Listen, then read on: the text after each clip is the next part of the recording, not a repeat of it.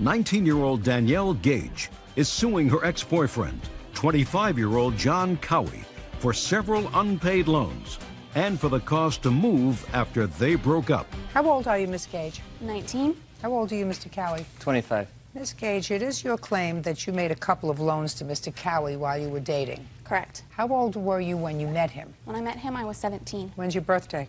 In May. And how old were you, Mr. Cowie, when you met? 23. Were you working? Yes, sir. Or ma'am, sorry. What were you doing?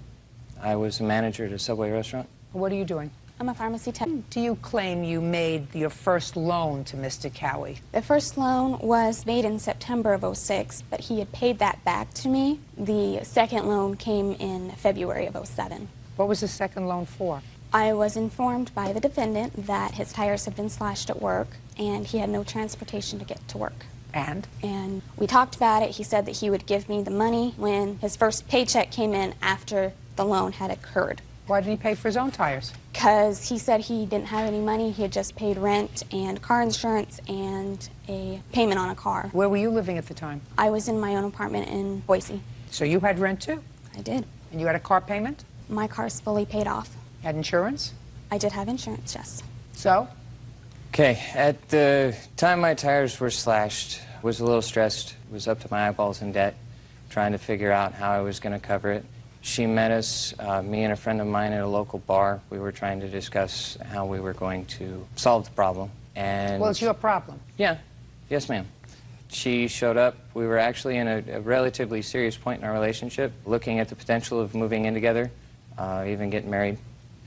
And she says, don't worry about it, we'll solve it. Here you go, let's go get the tires. And? What did you say? I felt about 2 inches tall, taking money from a girlfriend. So if you felt 2 inches tall, you probably said to her, I'll pay you back. No, ma'am. Oh, yes, you did.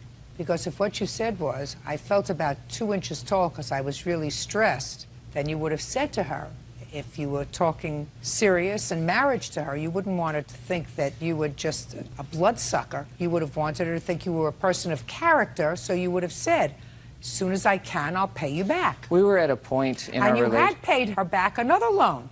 Yes, ma'am, earlier in the relationship. We were at a point in the relationship where we were looking at the potential of even joining bank accounts. Yeah, so, but you were smart enough not to do that with her. Yeah, Or she things was fell smart enough apart not to do shortly that after. with you. I would say it was probably a mutual road. Yes, ma'am. Good. So how much were your tires? $400. That you owe her. Did you pay her back? No, I didn't. What else? I just wanted to point out that the only time I've ever been in a bar with the defendant is when we went to play pool, and it was not of hours of drinking. When he told me that the tires were slashed, it was in a text message, and I was at school. I also would like to point out that we have never talked about joining bank accounts. Never. Good. I actually have a check that my bank returned to me. He claims that he did not pay for that $400.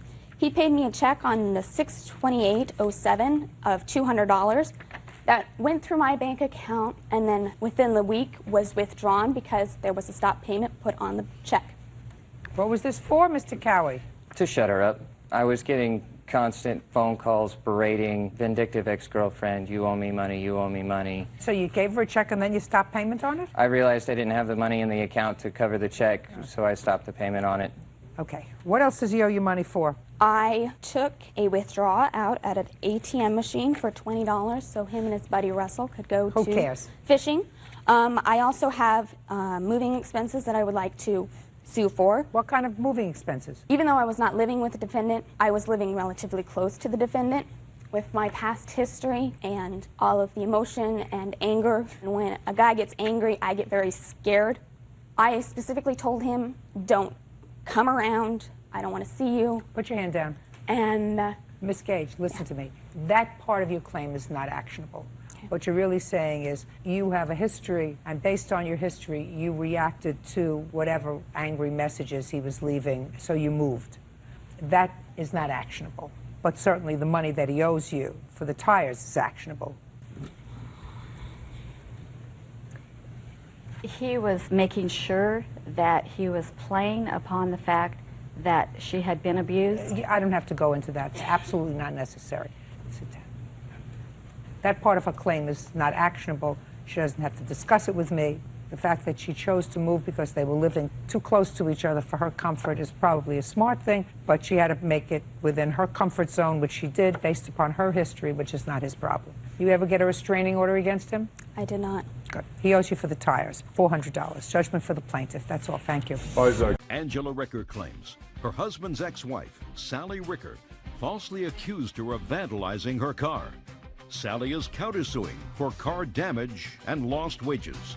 Mrs. Ricker, this lady is your husband's, I assume this is your husband? Yes. Your husband's former wife? Yes. And it is your claim that she has been harassing you, that Yes. she's filed false charges against you, Absolutely. seeking a temporary restraining order, and you are seeking damages. Absolutely. The former Mrs. Ricker says that everything that she said in her application for a restraining order is true. She is counterclaiming for harassment and for vandalism that she alleges you did to her car. So, how long were you married to Mr. Ricker? 12 years. You have children? We have 3 children, How old are they? 14, 12, and 7. When were you divorced? Our paperwork went through in 2005, but I left in 2002. And when did you marry? 2 years ago, March 29th. Do you have children? No, we do not. On what date was this restraining order filed? I believe it was the 20th Of? of March. The alleged incident was on the 17th, which would have been St. Patrick's Day. Okay, I'm going to start with you. Tell me your first name Sally, so that we can differentiate between the Mrs. Rickers. You're Sally. Tell me what happened on March 17th. on March 17th, I was at an establishment near where I work. My car was parked What in the parking lot. establishment were you near where you worked? I was at a nail salon called Tammy's Salon. Okay. And I'm looking out the window. I happen to look out, and I see both Tyler and Angela drive up, and I'm What shocked. time? It was about 2:30. I saw Tyler get out of the car, and then I saw Angela get out of the passenger side door, and together they hurriedly sort of walked into my place of employment. What is the name of your place of employment? I work at Trader Joe's. I happened to be off this day. So you were off on March 17th. I was How far is your place of employment from where you live? 4 miles across town. Did you have an appointment for your nails? No. What was the name of the person who did your nails? You know, I'm sorry, I don't know. She's an Asian woman, and I don't know her name. Does she usually do your nails? No, I walk in. So you don't go to any particular person? Not at that place, no. Is there any reason why you went to that place on that day, despite the fact that you weren't working that day? I had some time to myself. As I'm sole parenting my 3 children, I don't get a lot of time away. Yeah, but this place is cross town. Why would you go cross town unless you have a particular nail lady who does your nails and Well, had an it's appointment rather inexpensive. than walking into some place that's closer and not cross town? Well, it's inexpensive. I had a few hours to go do my nails and get some groceries Where were you getting your groceries? at Trader Joe's. Did you actually go into Trader Joe's? No, I decided not to go in. Go ahead, Sally. So, Go ahead. I'm listening.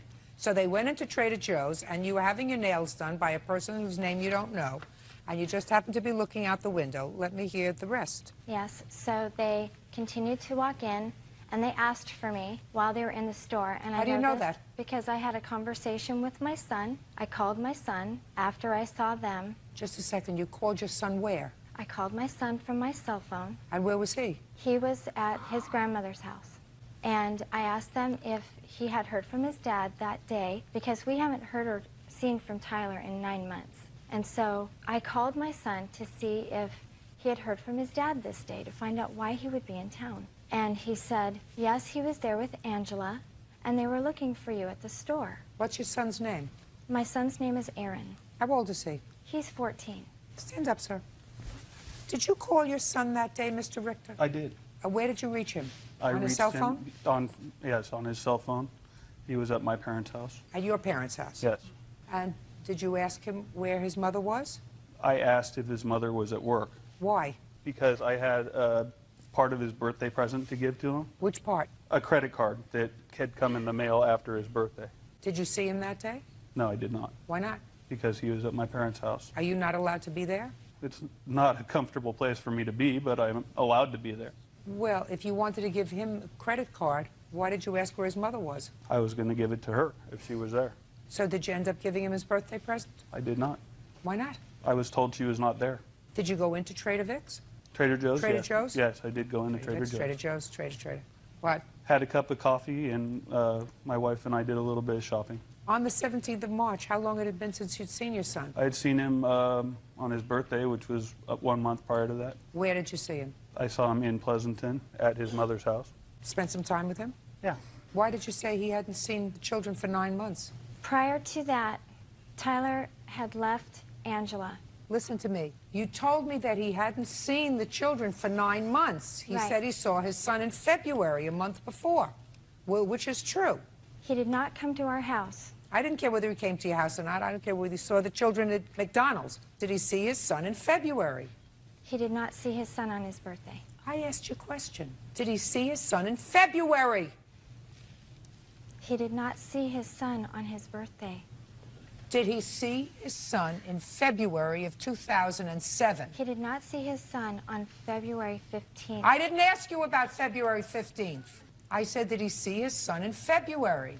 No, he did not see his son in February. I don't believe you. He saw his son on March 28th when he left his wife Angela and came into town for a few days. Are you on medication? No, I am not. There is no question in my mind that he saw his son in February, a month before the March incident. So when I asked you the question 4 times, you gave me an evasive answer. 4 times. Now I'm asking you one more time. It's very easy for me to find out. All I have to do is call Aaron. Did he see Aaron in February, anywhere, at any time during the month of February of 2007? I'm telling you that he did not see his son in February. I would have known that because we were together. If he saw his son, it could have been at school. Where did you see him in February? I saw him the weekend before his birthday. I had a hotel room in Pleasanton at Extended Stay Hotels. His mother dropped them off there, all 3 of my children. Yes, they stayed with me for the entire weekend, including Monday, which was a holiday. I saw them later at her house in February. Of 2007. And I was there on his birthday. February 2007. Yes. Let's go, Sally. That is not true. That is not true. Just a second. You want me to call Aaron? Very simple to find out. He has a cell phone? Yes, he does. You want to change your mind before I call him on his cell phone? Do you want to change your mind before I call him on his cell phone? I hate to get him involved in this, but I'm prepared to do it because it's very important to me. It's important to me to be able to speak as well. So I asked you a question. Did he see his children in February of 2007? And I'm going to be able to find that out either through you or through Aaron, who I will reach on his cell phone. On February 27th. Yes, in February, Tyler saw Aaron. Fine. Okay, now you're going to tell me that you saw Angela vandalize your car. Yes, I did. Is that you're going to continue? Let's go. So on the way back out to the car, I was watching Angela as she had circled my car, and she started by standing and waiting for me, and then I saw her come around all 4 circles of my car with sort of a dragging movement with her arms swiping. And when I saw her out there, I had no idea what she could have been doing to my car. I knew that she may have been... Don't tell me what you thought. I don't care what you thought. Okay. You have pictures of your car and you have a police report. I do. I'd like to see it, please. These are the 2 that printed out. And then this is the police report.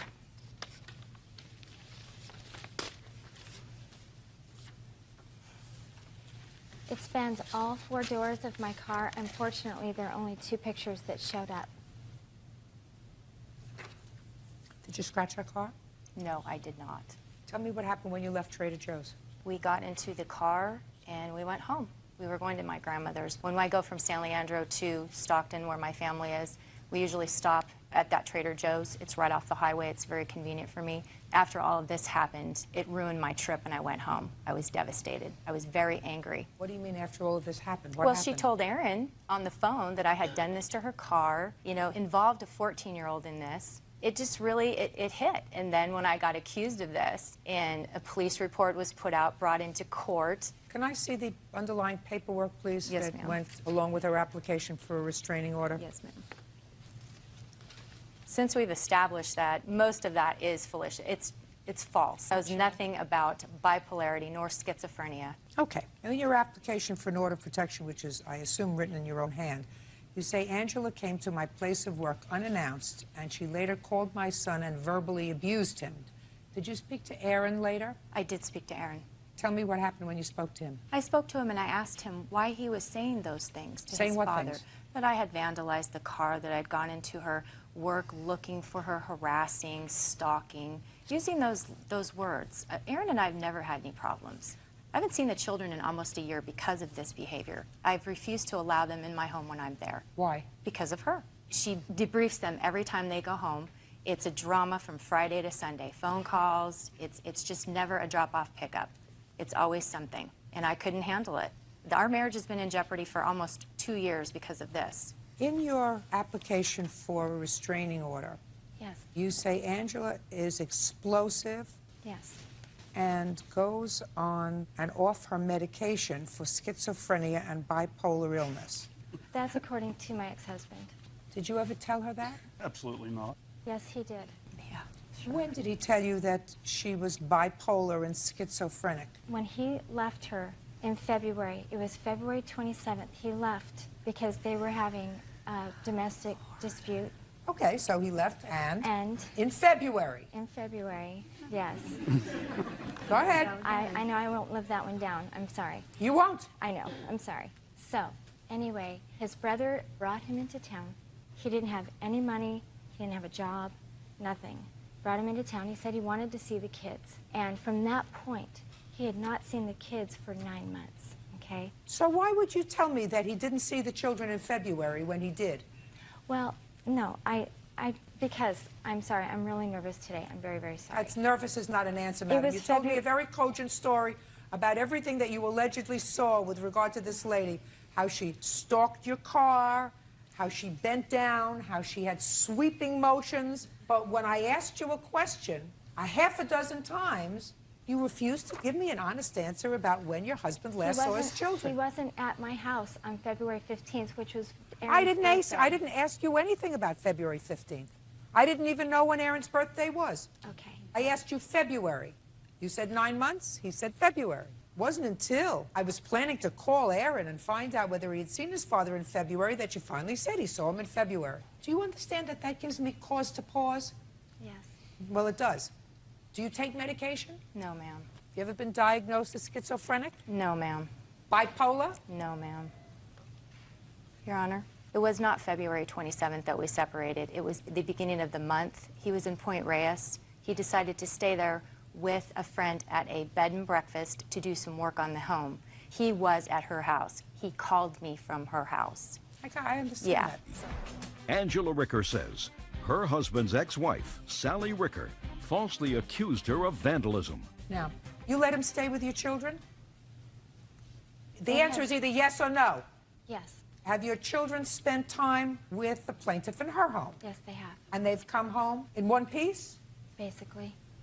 Not for a year. Shh. Others to be protected. Absolutely. Angela has no discretion when she is angry. My children should never be anywhere near this person. They have a history of domestic violence. Was there a history of domestic violence with you? I left. That's just a second. That's either a yes or a no. Yes, So there was a history of domestic violence with you. with my husband. So I got it. And you allowed that situation to go on more than once? Yes. You allowed your children to remain in a situation where there was domestic violence? I left that You let it go situation. on for a long time? Do you understand, Mrs. Richter? Do you have a full-time job? I do. How long have you been working for the same place? This job I have currently is 4 months. Do you have a significant other or a husband? No, I do not. Are you working? Take your hands out of your pockets. Not right now, no. Why not? Is not an answer. I had a job up until April 1st working on airplanes.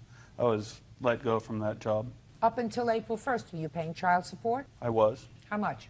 $411 a month was taken from my checks. How long had you been paying the $411? Only for a month at that point, and then there was a large gap between that point and the last time I held a job. Well, Mr. Richter, that's unacceptable, sir. I understand that. Very unacceptable. No, not I'm injured, unacceptable. Your Honor. I'm injured. Very unacceptable, sir. I do understand that. I was injured at my last job, Yeah? and the injury prevented me from working. What was the last job? The last job was working for Vortex Stores, Yeah? and What year? from June to August of 2006. Well, that's a couple of months, sir. I understand that. I was injured. I had a severe back injury. So that you were out of work for 2 months? I was out of work until I got a job in March of 2007. Who supports you? Workman's Comp was supposed to be, but the company that hired me is fighting all of that, and so Workman's Comp did not pay my payments. That's currently So you've been in separated. litigation. You've been separated from your former wife since 2002. Since 2002. Since 2002, until you were injured. Just listen to me carefully. Until you were injured in June of 2006, were you regularly paying child support? I was. I regularly paid child support when I had a job. That's not my question. Don't play with me. Oh, I'm you not two playing people with you, Your deserve Honor. each other. You two people deserve each other. Not when you were working. How old are you? I'm 40. You have 3 children. I understand There is that. no question that you have to be employed regularly. And I don't care whether you work at McDonald's or if you don't have another job, if you work at a car wash, drying cars, if you can't do something else. You have 3 children. No wonder she's furious with you. You work? Yes, I do. What kind of work do you do? I'm a registered nurse. So you earn a reasonable living? Yes, I do. So you support the family? Yes, I do. Right. No wonder she's furious with you. Collect cans if you have to, but you send money. And if she's angry with you, unfortunately, she took it out on the wrong person. Because I don't believe you, madam, that you saw her vandalize your car. I don't believe you. The case was dismissed, was it not? Yes, ma'am. Well, did anybody else ask you the questions that I asked you about the name of this person who did your nails, why you traveled cross town to get your nails done? Was the person who tried this case? No, he did not. He did not. No. Because he doesn't understand that you don't travel cross town to just walk into a nail salon. You can walk into a nail salon anywhere. You don't have to travel 4 miles cross town to do that. A lot of baloney. I don't believe you. I believe that you're angry with him. And I believe that you're angry with her because she's an enabler, because she's working. He's not, at least on the books anywhere, and he's not paying support. I got that you're angry. But you can't do this. This is nonsense. And I don't believe you. Well, I saw it happen. No, it didn't. I think that you probably even Okay. scratched your own car. But I don't believe that she scratched your car. I don't believe that this professional woman scratched your I car. wouldn't have done that to No my car. way. No way. And when you lie to me once, I don't believe you again. Judgment for the plaintiff in the amount of $2,500. Start working, sir. That's what you're supposed to do. The counterclaim's dismissed. That's all. Joseph Grieber says defendant Curtis Prinster damaged his vehicle when he sprayed it with gravel. Curtis is countersuing, claiming Joseph filed false charges with police. Mr. Grieber, it is your claim that the defendant purposely vandalized your truck. Yes, ma'am. Mr. Prinster says that not only didn't he damage your truck, but that you lied to the police and the authorities, and he is counterclaiming because it said it cost him a lot of money, cost him lost wages, cost him hiring an attorney in order to defend himself against your false accusations. So I'm very curious, Mr. Grieber. I tried to figure out the relationship that you two people have. The best that I could come up with is that you don't like each other because of a girl. Is that a fair statement? Yeah. So why don't you explain your relationship to this girl and Mr. Prinster's relationship to the girl? She was pretty much a neighbor to me, Just a neighbor? Yeah. And what's her name? Caitlin. Go ahead. And she had said that, Look at me. Don't look at the floor. Sorry. Look at me. she had said that he thought that I was trying to get with her or something like that. And Okay, so that's why Caitlin, he your didn't- neighbor, who you have no interest in whatsoever, No, ma'am. said to you that Mr. Prinster said that you were trying to date her.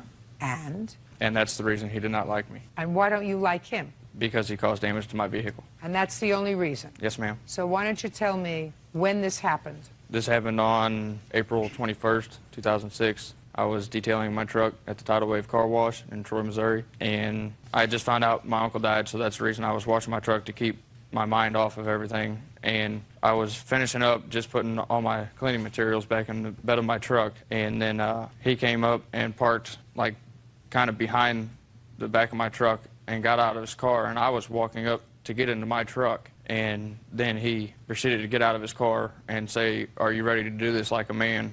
Walking up, trying to antagonize me into fighting. Yeah. I told him, hey, I'm not in the mood for this. I found out my uncle just died today. I said, I'm not going to deal with any of this.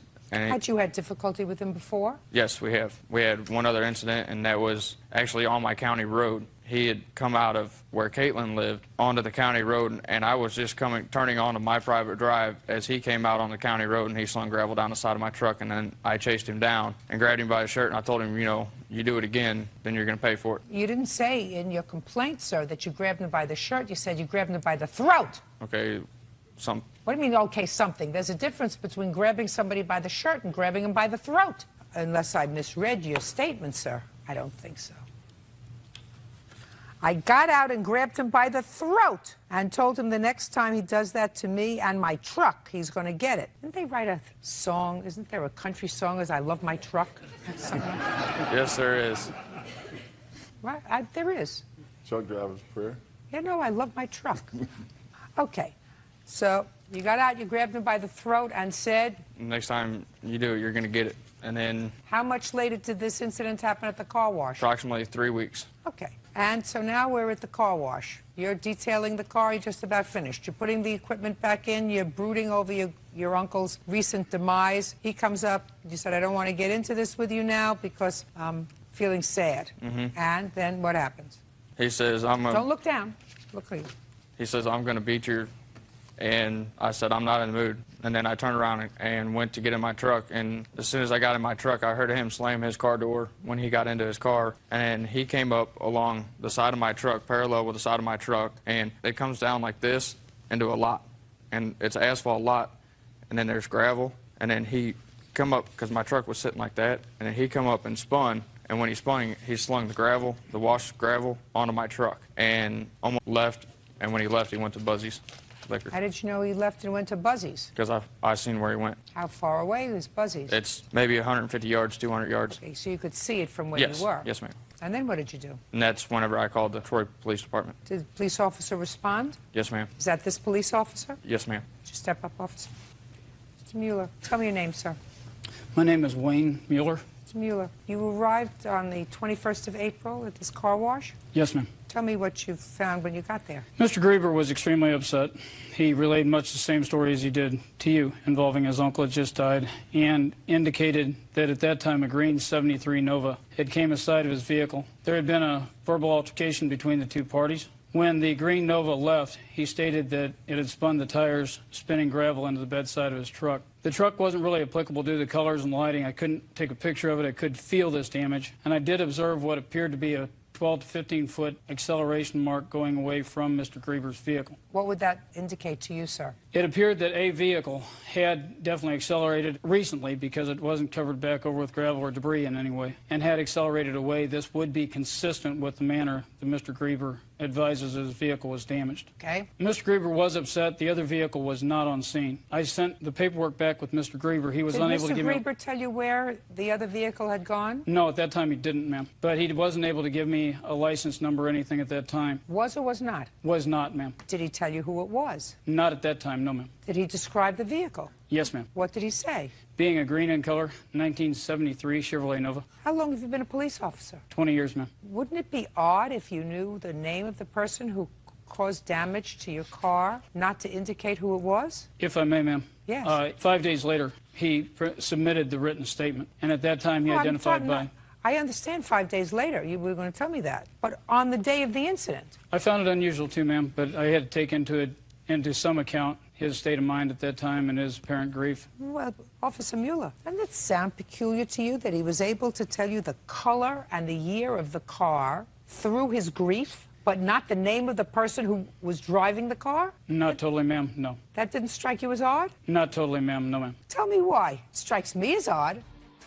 Go ahead. He did indicate this was a subject that he had an ongoing altercation with. Oh, okay. So at the time you saw him on April 21st, what did he tell you about the person who was driving the green Nova if he didn't give you his name? To my recollection, ma'am, he stated that this was a subject. They had had an ongoing altercation. He also indicated, as he had described to you, an indication of an altercation out in the county. He stated that on this date, then, there had been a separate verbal altercation leading to the events as described. How much after the call did you arrive there? A matter of minutes, ma'am. We have both the same time. I was called dispatched and time arrived on the report. But Mr. Grieber didn't tell you that the car was at the liquor store 100 yards away. He did not, ma'am. Why didn't you tell him that? I was extremely upset. I was trying to explain what exactly happened. And then by the time I turned around and he was not there anymore. Okay, can I see the report that you did in fact fill out, sir? There? As Yes, well ma'am, as the one 5 days later? along with the written statements of both Mr. Grieber and Mr. Prinster. Okay. Okay, so tell me your version of the events. The first event, I was leaving work, which is about approximately a quarter mile toward the highway down a county road from his address. And I was leaving work, and as I reached the stop sign, I seen a truck flash his lights and, had his arm out the window, screaming, yelling. So I figured there was something wrong with my car, so I stepped out, opened my door, and I stepped out my car to see what was wrong, and he jumped out with a metal bar. And he said, "You got beef with me because you think me and your old lady dated?" And I said, "I don't know what you're talking about, man. What are you talking? I'll bust your head with this bar. I'll bust your head with this bar." I just got in my car and left. And about a week later, I believe it was, on the date of the second incident that he's claiming, I was at Tidal Wave Car Wash in the third bay washing my car, and I was just about finished up. I was to the rear of my car, and heard some tires squealing, and I looked back into the parking lot, and it was the plaintiff's truck leaving the parking lot. I didn't think nothing of it. I finished washing my car and left and went to Buzzy's liquor store. All right, so let me understand this, sir. What you're telling me is that you were at the car wash washing your car. Yes, ma'am. You were in the third bay? Third bay. When you heard car engine revving? Tires squealing, yes. Turned around, you saw it was the plaintiff? Mm-hmm. You had no words with him? No, not that day. Not that day? No, ma'am.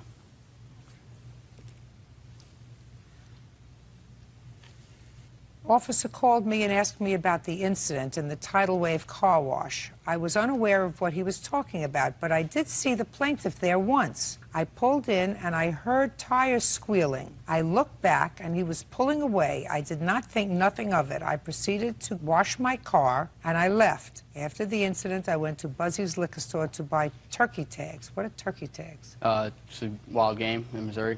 Wild What? turkey. Burger, they gobble. Your Honor, if I may, you have to buy a permit to hunt Yes. turkey, a special permit to hunt wild turkey. That's what he was buying. Thank you. What? You learn something. You learn something new every day here. Now, nobody was with you on that day. Is that correct, sir? No, ma'am. Yeah, that is correct. And nobody was with you? No. Okay. Now, this is the girlfriend? I'm the wife, but Wife. But she wasn't your wife at the time, is that right? No, ma'am. I want you to think very, very carefully, sir. Okay. Had your then-girlfriend ever told you anything about Mr. Grieber? Yes, ma'am. What had she told you, sir? She had told me that she had been speaking to him. Look at me. She had been speaking to him on her cell phone. What was she speaking to him for? Not for sure. She said that she was talking to him on a cell phone, and he said that he was asking questions about me and had a problem with me, and that He was asking questions about you, like what? it's been a very long time. I can't really recall it, but she had stated that she had dated him presently for about 2 weeks, and they had a relationship, and it had been long over with. Go ahead. And? That's about it. So she told you that he was asking questions about you? Yeah. And that he had a problem with you? Yeah. So, how did you feel about that? There's been lots of people who have problems with me. If I pursued every one of them, I'd be in a lot of trouble. Good. Good answer. Not good answer that a lot of people have problems with you. That would be a problem. That a lot of people have problems with you. Now, did you ask your then-girlfriend if the plaintiff called her or if she called him? I don't believe I asked that. I was happily in love. She's my wife now. I mean, I wasn't worried about anything. Well, that would be a question that I might ask. Who called whom? I'm not sure. I believe. Who did call whom? he called me And how did he get your number? from my mother. Ah, perfect. Mother, stand up. Remember Mr. Grieber? Oh, sure. Mr. Grieber ever date your daughter? Briefly. He's a neighbor? Yes. They've been friends for a lot of years. Rode the bus together, that kind of thing. Well, if they had been friends, then why would he need you to give him Because I just got Caitlin's telephone number? Because Don't speak. She had just recently got a cell phone, so he had called the house looking for her, and I had to give him her cell phone. This would have been in the spring. Did you have a conversation with your daughter about the conversation that she had with Mr. Grieber? We've had several conversations about Mr. Grieber, yes. Knew there was kind of, once her and Kurt started dating, I knew there was kind of becoming some issues with Joey and Caitlin. Kind of blowed it off because I thought, it'll pass on its own. Until the incident where they had at the end of the road when Joey had pulled the pipe on Kurt. And then that's when, that evening, Joey's mom called me and wanted to know what was going on with the kids. And I said, well, I'm not real sure, but I do know that Joey pulled a pipe on Kurt. And she says, Joey, did you pull a pipe on Kurt? And I could hear him in the background saying, you're effing right, I did. I pulled a pipe on him, blah, blah, blah, blah. You left that out of your story. You don't want me to call your mother, do you? You left that out of your story, Mr. Grieber. Yes, ma'am, I did. Why? I was trying to get everything right, and You were trying to get everything right? That's not a good thing to get things right by leaving out the fact that you got out of your truck with a pipe. Mr. Grieber, did you tell that to the police officer? no, I didn't. There was not a statement written on that incident. Oh, well, just a minute. You had told the police officer you had a prior incident with him. Did you tell the police officer that you threatened him with a dangerous instrument? No, I did not. He didn't, did he? No, ma'am, although that would have occurred in another venue besides where we were. But yes, ma'am, it's still I don't care, Officer, because it sounds to me as if there were two incidents. One of those incidents involved a dangerous instrument and a threat involving a dangerous instrument. He left that out. Yes, ma'am. Interesting, isn't it? Yes, ma'am. Did you know about that before? No, ma'am. Mr. Grieber, you also left out the fact that you had had a social relationship other than just being friends with Caitlin. No, ma'am, I didn't. I have never had a relationship with her besides a friendship. My cousin has had a relationship with Caitlin. I have not. Ever take her to the movies? No, ma'am. Ever take her out to dinner? No, ma'am. Ever kiss her? No, ma'am. Now, We've went fishing, rode around town together, partied together. We've had a relationship. well, I'm talking about you can do that as a friend, or you We could do that as kissed. more than friend. More than a friend. Did you ever have an intimate relationship with him? Yes. It ended when? We started beginning of May, ended about the end of May. Yes. Could I have her clarify intimate relationship with him? Sure. Go ahead. It was intimate. Sounds to me as if you have more of a problem. No, I've never dated her. Never done anything with her besides fishing and stuff like that. Now, you said you looked at this truck, didn't see anything, but you felt something. Is that right? Yes, ma'am. Now, let me ask you this question, officer. There was no way of you ascertaining when these gravel things happened on his truck, is that right? As reflected in my report, yes, ma'am, there's no way. Could have happened a couple of weeks before during the incident that he discusses, at least in his complaint and his report, when they met on the road and he got out of his truck with a metal pipe. Yes, ma'am. As a matter of fact, he says in the first incident, not the one that you reported on, of course he had a bad attitude towards me and he purposely spun gravel from the road, spraying the side of my truck. I got out, grabbed him by the throat, and told him the next time he does that to my truck, he's going to get it. Left out the pipe. So it's possible that any damage from gravel could have occurred in that incident a couple of weeks before. Is that right? It's possible, yes, ma'am. What happened at the hearing, officer? There wasn't one, ma'am. What had occurred, and then again at the hearing, Mr. Grieber was given the option of proceeding criminally, which was his choice at that time. Prior to this, the prosecutor, and I feel rightly so, advised him, due to the standard of evidence being lower in civil court, that he may have better success in civil court. At that time, he asked me whether I would testify on his behalf were it to go to civil court. I'd give him my word that I would, hence we're here. If he had told you the whole story, you would have been a happier camper. By far, ma'am. Other than today, sir, have you ever told anybody that you threatened Mr. Prinster with a dangerous instrument? The day that all of it went down, I had told my mother that. Other than telling your mother, did you ever tell any other authority? No, ma'am. Did Mr. Prinster contact the police when you threatened him with a dangerous instrument? No, ma'am. You think he could have? Oh, yeah. But he didn't. And you had no basis to threaten him with a dangerous instrument. Is that a fair statement, Joey? Yes, ma'am. Good. How much did you pay to the lawyer? I have a copy of a check for $380. $350, sorry. What other expenses did you have? One expense was time off work, you know, lost wages, and I forgot to put a paycheck stub in there. So that's How many days did you take off from work? See, 1, 2, 3, 4, 7 different court dates for the city court, plus one that I had to take off recently to gather the information to fight this case. 7 days. And how much do you earn a day, sir? At that time, $80 a day. What kind of work do you do? Did concrete then, and I do concrete now. Mr. Grieber, I am not persuaded by your case that on the date that you allege, which was the 21st of April, 2006, that Mr. Prinster damaged your car, so I'm dismissing your claim. I am, however, convinced that when you filed this claim and you told the police a story about what happened, you left out some very vital details. And one of the vital details was that you had threatened grievous bodily harm to the defendant, and that was either a week or 3 weeks before. I also believe that you've been less than candid with me with regard to the relationship that you had with Caitlin. I am awarding the defendant on his counterclaim $910, and your claim is dismissed. That's all. Thank you. Parties are excused and they step out. Elizabeth Rivera says her ex-boyfriend's girlfriend, Athena Hernandez, bit off the tip of her pinky finger during a fight. Athena is countersuing, claiming Elizabeth vandalized her truck. Ms. Rivera, the defendant is your ex-husband's current girlfriend. Correct. And according to your complaint, outside of school, an incident occurred where she attacked and assaulted you. You want to be compensated for that injury. It resulted in severe damage to a finger. Ms. Hernandez says you initiated this altercation by damaging her car. Fight ensued. You may have gotten the worst of the fight, but you started it.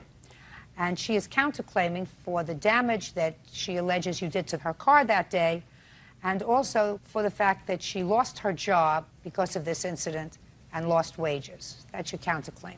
Yes. How long were you married to the ex-husband? 13 years. Do you have children? Yes. How many? 2. How old? 12 and 8. What's his first name? Jose. When were you divorced? I wasn't legally married. Common law. Common law in what state? New York. There's no common law in New York unless it was before 1933. And from looking at you, you didn't live with him in 1933, so that you were never married to Jose. No. But you were together for 13 years. Correct. Come you never married him? I wasn't ready to get married. You were ready to have 2 children with him, but not get married. Exactly. I always understood that. It was always clear as a bell to me. When did you separate? We were together 13 years, and we separated a couple of years ago, like maybe 4 years ago. And when did you meet Jose? You have children with him? Yes. How many? 1. How old? 6. So you were with him when he was living with her? No. According to me, he wasn't living with her. Your child there's a 2-year age difference between your child and hers. Yes. How long have you been living together? Going on 4 years. Well, for the 4 years before that, where was he living? In his own apartment. Sounds like some bargain. What does Jose do for a living? He's a broker, an insurance broker. How long has he done that? About maybe 6 years. Does he make a living? Yes, he does. How much money does he earn? About maybe $35,000, $36,000. Does Jose pay child support? No, he doesn't. How do you support your children? He provides for them. How do you support your children? He supports them. How much does he send you? He doesn't send me anything. If they was to need anything, he'll go buy it for them. That's not supporting your children, Miss Rivera. Do you work? No, I don't. Well, who supports you? Is not an answer. The city. The state? The state. And how long have you been a recipient of state assistance? About 19 years. 19 years. Well, that's the reason you didn't marry Jose. Yeah. That's the answer. I knew, you follow the money, you always get to the answer. That's a reason for not getting married. So Jose works as an insurance broker. The state pays for your 2 children, and Jose has another family. Who do you work for? For myself. What kind of work do you do? Insurance broker. For the same company? Mm-hmm. How long have you worked for them? It's mine. It's an actual brokerage. I own my own brokerage. Does he work for you? Yes. How long has he worked for you? 6 years. Is he a paid employee or on commission? No, he's a paid employee. And what's the name of your company? Popular Multi-Service. Where are they located? In the Bronx. Oh, perfect. State of New York is going to send me a big gold star for this one. Now, tell me when this incident took place. It took place on February 5th, 7:30 in the morning. Tell me what happened, Miss Rivera. Okay, I was taking my kids to school at 7:30 in the morning because they have to be inside by 8 o'clock.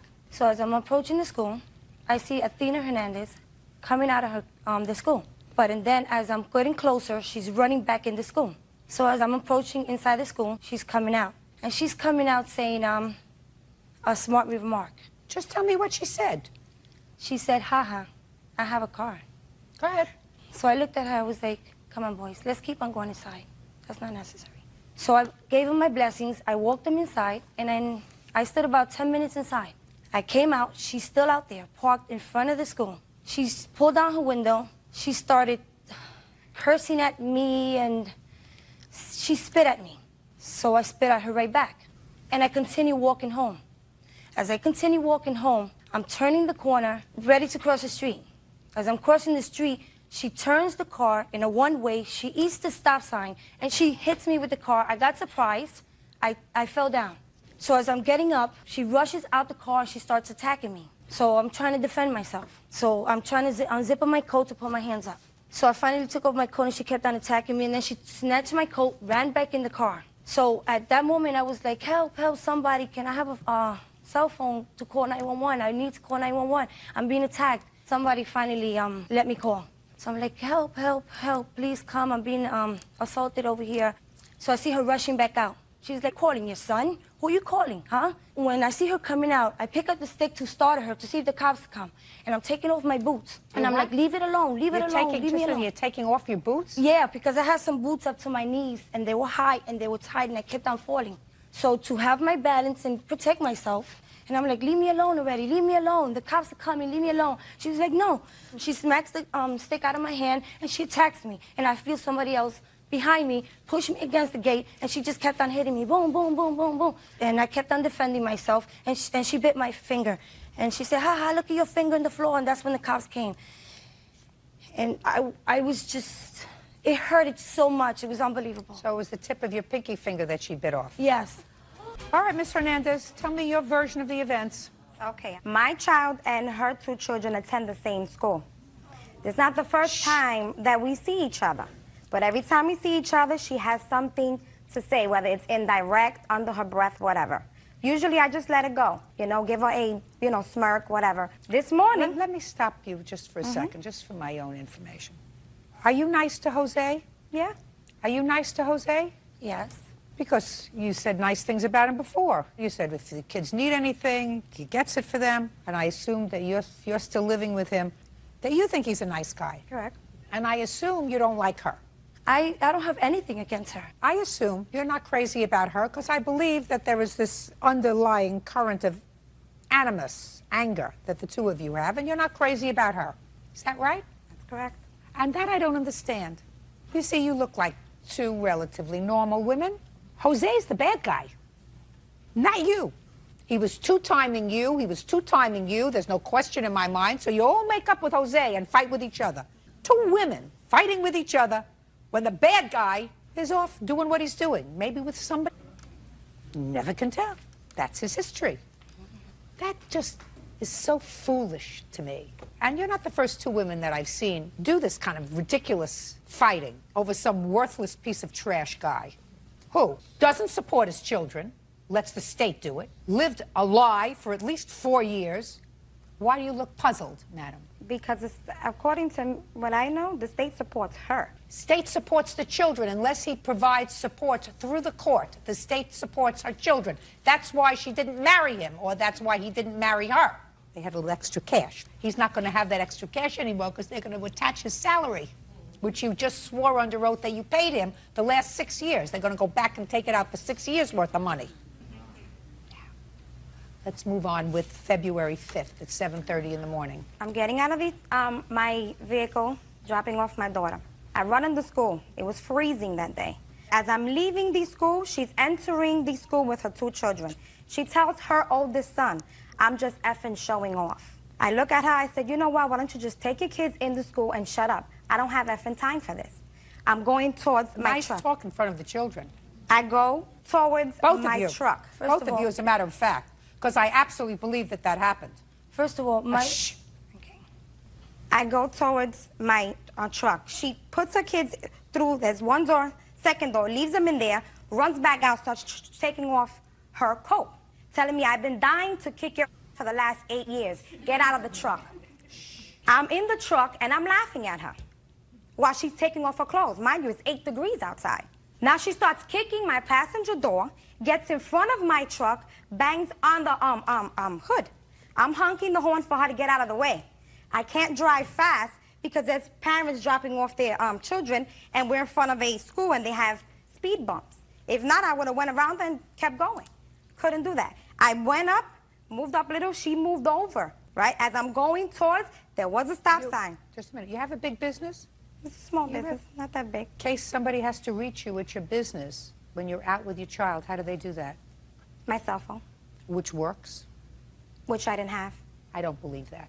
You don't walk out of the house in 8-degree weather in a car without your cell phone. Your Honor, I didn't even have a bra on. I don't care whether you had your bra. You may go out without a bra, but nobody goes out without their cell phone. So I don't believe that.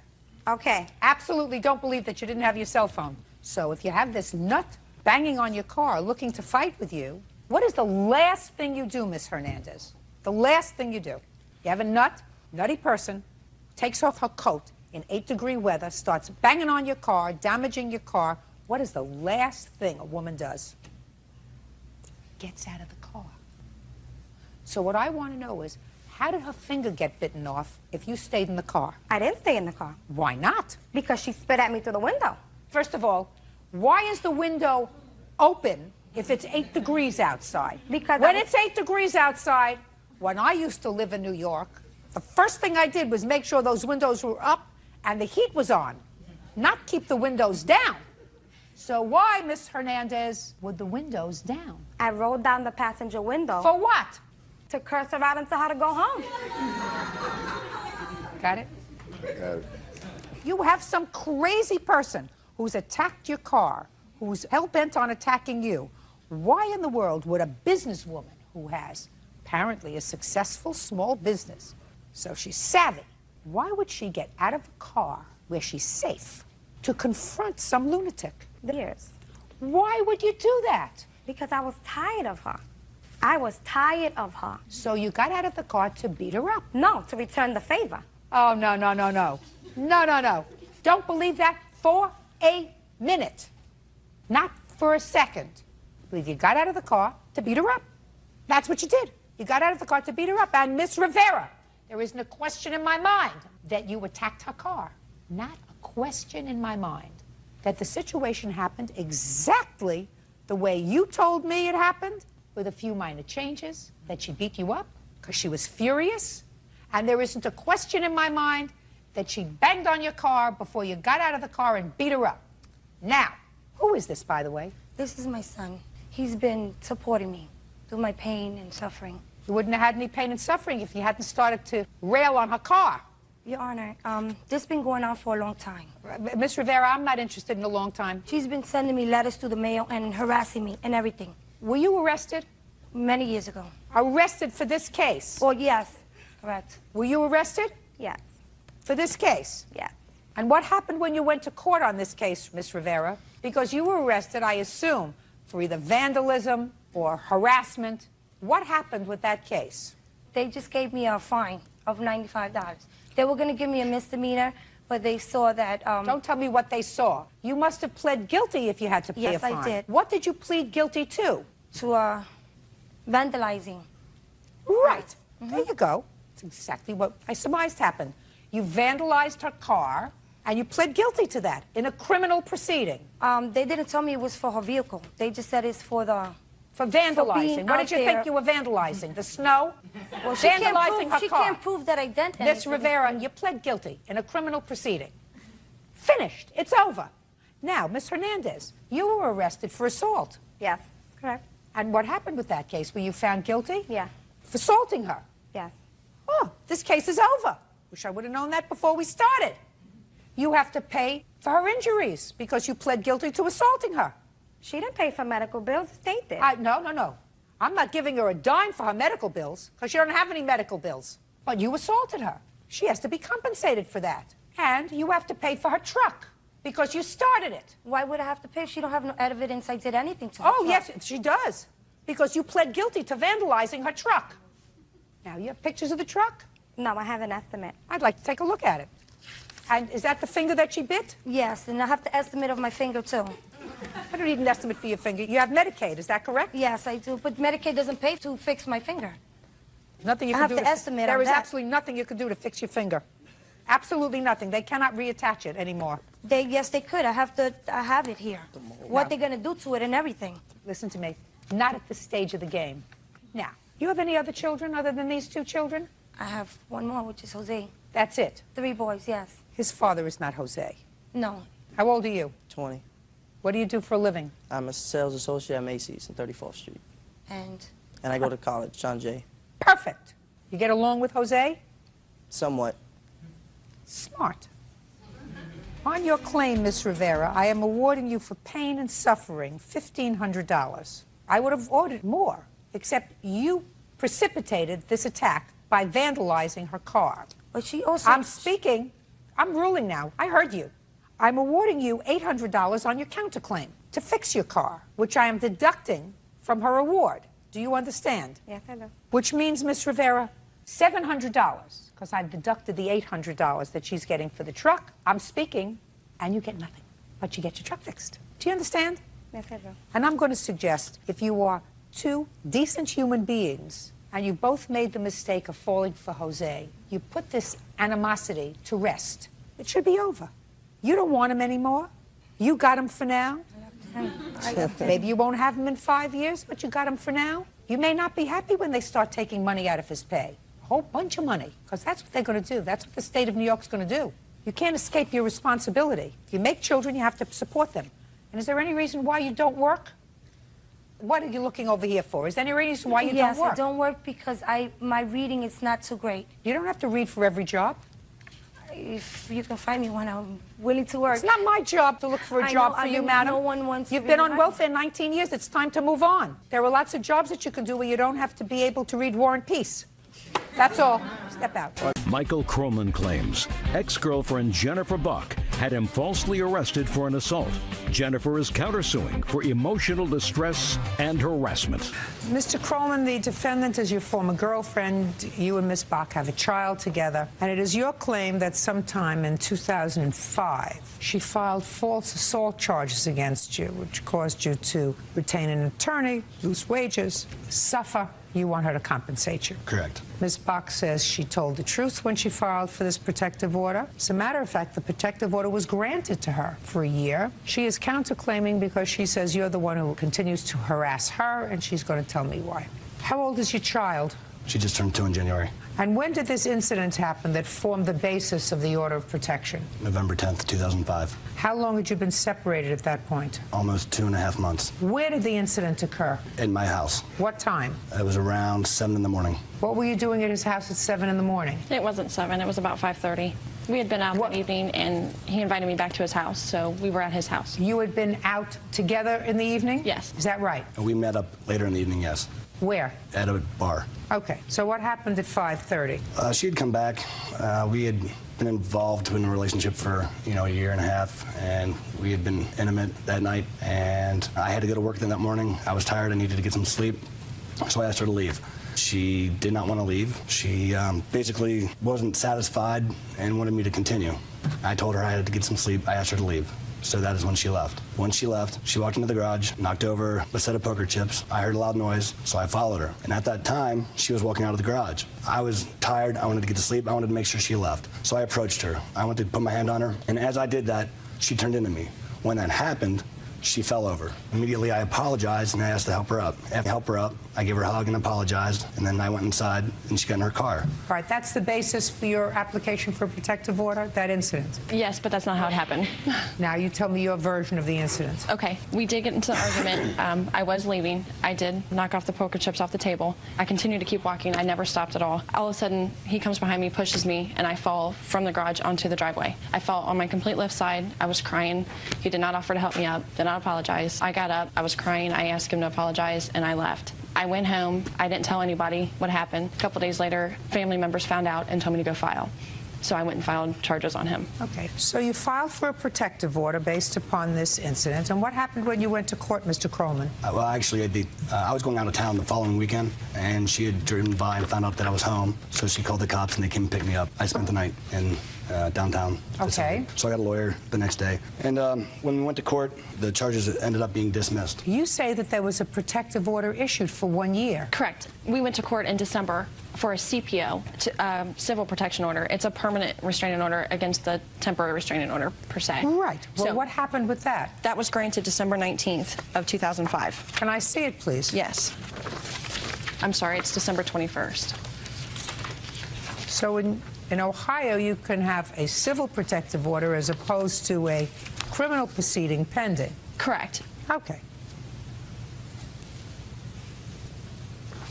Well, Mr. Krollman, you have already had a civil hearing on this matter, sir. Do you understand that? Yes. And the court in that hearing on December 19th, 2005, made findings. And one of the findings that the court made was that your actions caused her to be injured on November 10th, right? Right. Then you can't sue her, sir. I mean, if that's the incident that you're suing her over, you can't sue her. They just basically said that there was no evidence supporting the facts that I caused those injuries. I have, I have a couple of things, if I may. Just a second, Sure. though. The court says, inasmuch as petitioner's testimony about hitting the driveway because of the respondent's conduct is in part corroborated by the respondent, that's you, the court finds that the petitioner is a credible witness on that topic. So the court credited her version of the events. I don't sit as an appellate court. For that court, the same burden of proof exists in the two courts. There's already been a finding in that court with regard to your conduct, sir. With regard to that, the matter is what we call in legalese res judicata. I don't go back and look at facts again. They dismissed the case and sealed it criminally. Civilly, they found you liable, and they issued a civil protective order for a year. I'm prepared to hear what you have to say. If it's relevant, sir, I just told you what the law is. That's the law. We're not going to make new law here. Okay. You got it? Sure. Go ahead. Okay. Basically, the whole reason that I believe all of this came out is in October, a month prior, I had filed for custody. Did you tell that to the judge? Yes. In this proceeding? Yes. So the judge heard you? Following that, she filed, a month later, she filed for that motion. No, that's not true, sir. You're missing something. You filed for custody in October. You got together November 10th. She fell outside on November 10th. That's intervening. Go. That same week that the charges were filed, she also sent me an email stating that let's check to see if either of us have a criminal record. All of this in lieu of her trying to build up a case for custody since she knew I'd filed for custody. Well, listen to me. Mr. Krollman, look at me. Just for my own information. Why did you file for custody in October, sir? Because she would not let me see my daughter unless it was just to talk about us. It was only, oh, I'll let you talk about us and then I'll let you see your daughter. If that's true, terrible. Because she's got to understand this, a child is entitled to know both parents. She may not care for you anymore. That's not the child's problem. And sometimes women don't get that. They have to get it. Some judge has to tell them that those are the rules. However, sir, you filed for custody in October. You got together again in November. And I guarantee you that you said things in your application for custody that she didn't like, right? Probably. I'm sure we both did. And then she was trying to gather ammunition about you after you filed for custody, right? Correct. That's fair game, Mr. Krollman. So you have no case here because that's already been decided by another court. Now, you want to proceed with your counterclaim? Yes. I got 30 seconds to hear the nonsense. Okay. Mr. Krollman is an alcoholic. He's obviously had disorderly conduct while intoxicated. And how long have you known that? Ever since I met him. Well, that's your problem. That's your bad judgment, not only to hook up with somebody you say is an alcoholic, but to make a baby with them. But you did. It's true. And child is entitled to know both parents. It's true. Good. Now, let's go.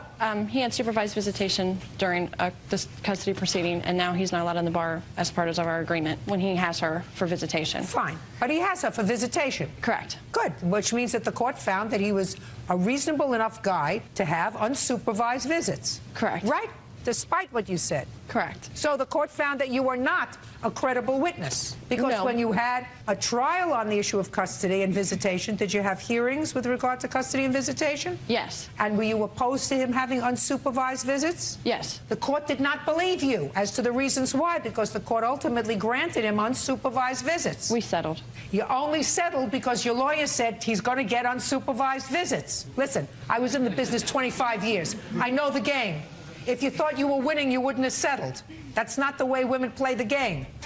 What else? He harasses me. I had the restraining order, and this is a stack of emails he has sent me through then. I've caught him following me to the doctor's office where I take my daughter. He continues to sue me regardless of what's happening. I have 4 pending court cases outside of this court. What are the 4 pending court cases? He sued me for money when we were together. His mother's suing me for money. Did his mother give you money? Yeah, she paid a couple car payments for me. So his mother gave you money? Yes. She's entitled to sue you for money. What other case? We had a court case Monday, and he failed to show up. He was trying to get me in contempt of child support. He failed to show up. The judge dismissed What do it. you mean he was trying to get you in contempt for child support? I don't know what that means. What does that mean?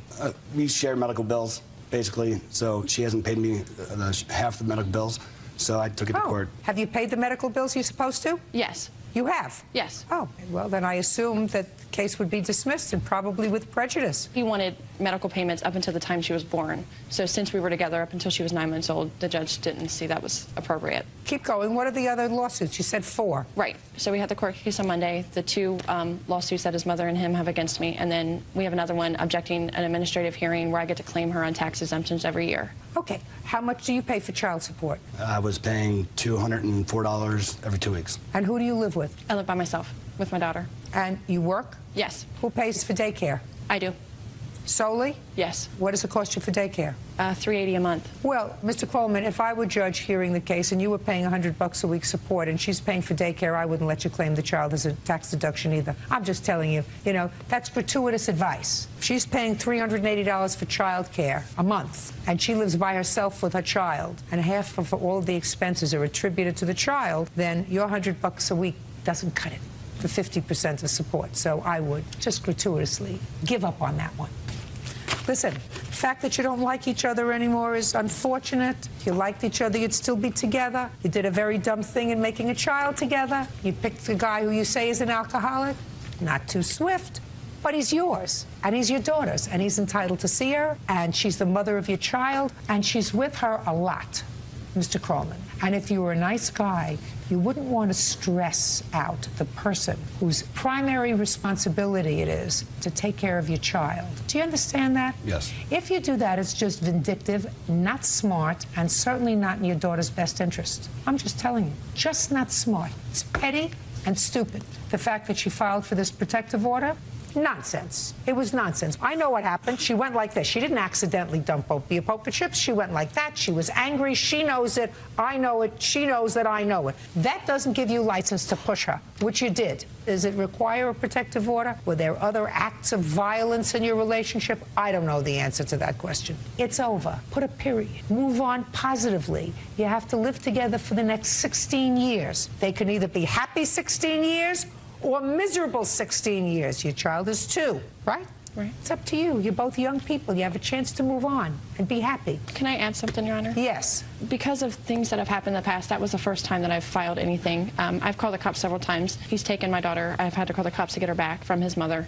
He's thrown things at me, broke a mirror, shoved me in the closet. I had to call the cops when we went on vacation. Was this all before November of 2005? Yes, it was. And yet you went to bed with him in November of 2005. You met him up at a bar. Nobody grabbed you and brought you back to the house, right? True. Okay. You don't get points for genius. True. Goodbye. True. Cases are dismissed. Jose Torres claims ex-girlfriend Janice Semeno threw away his belongings.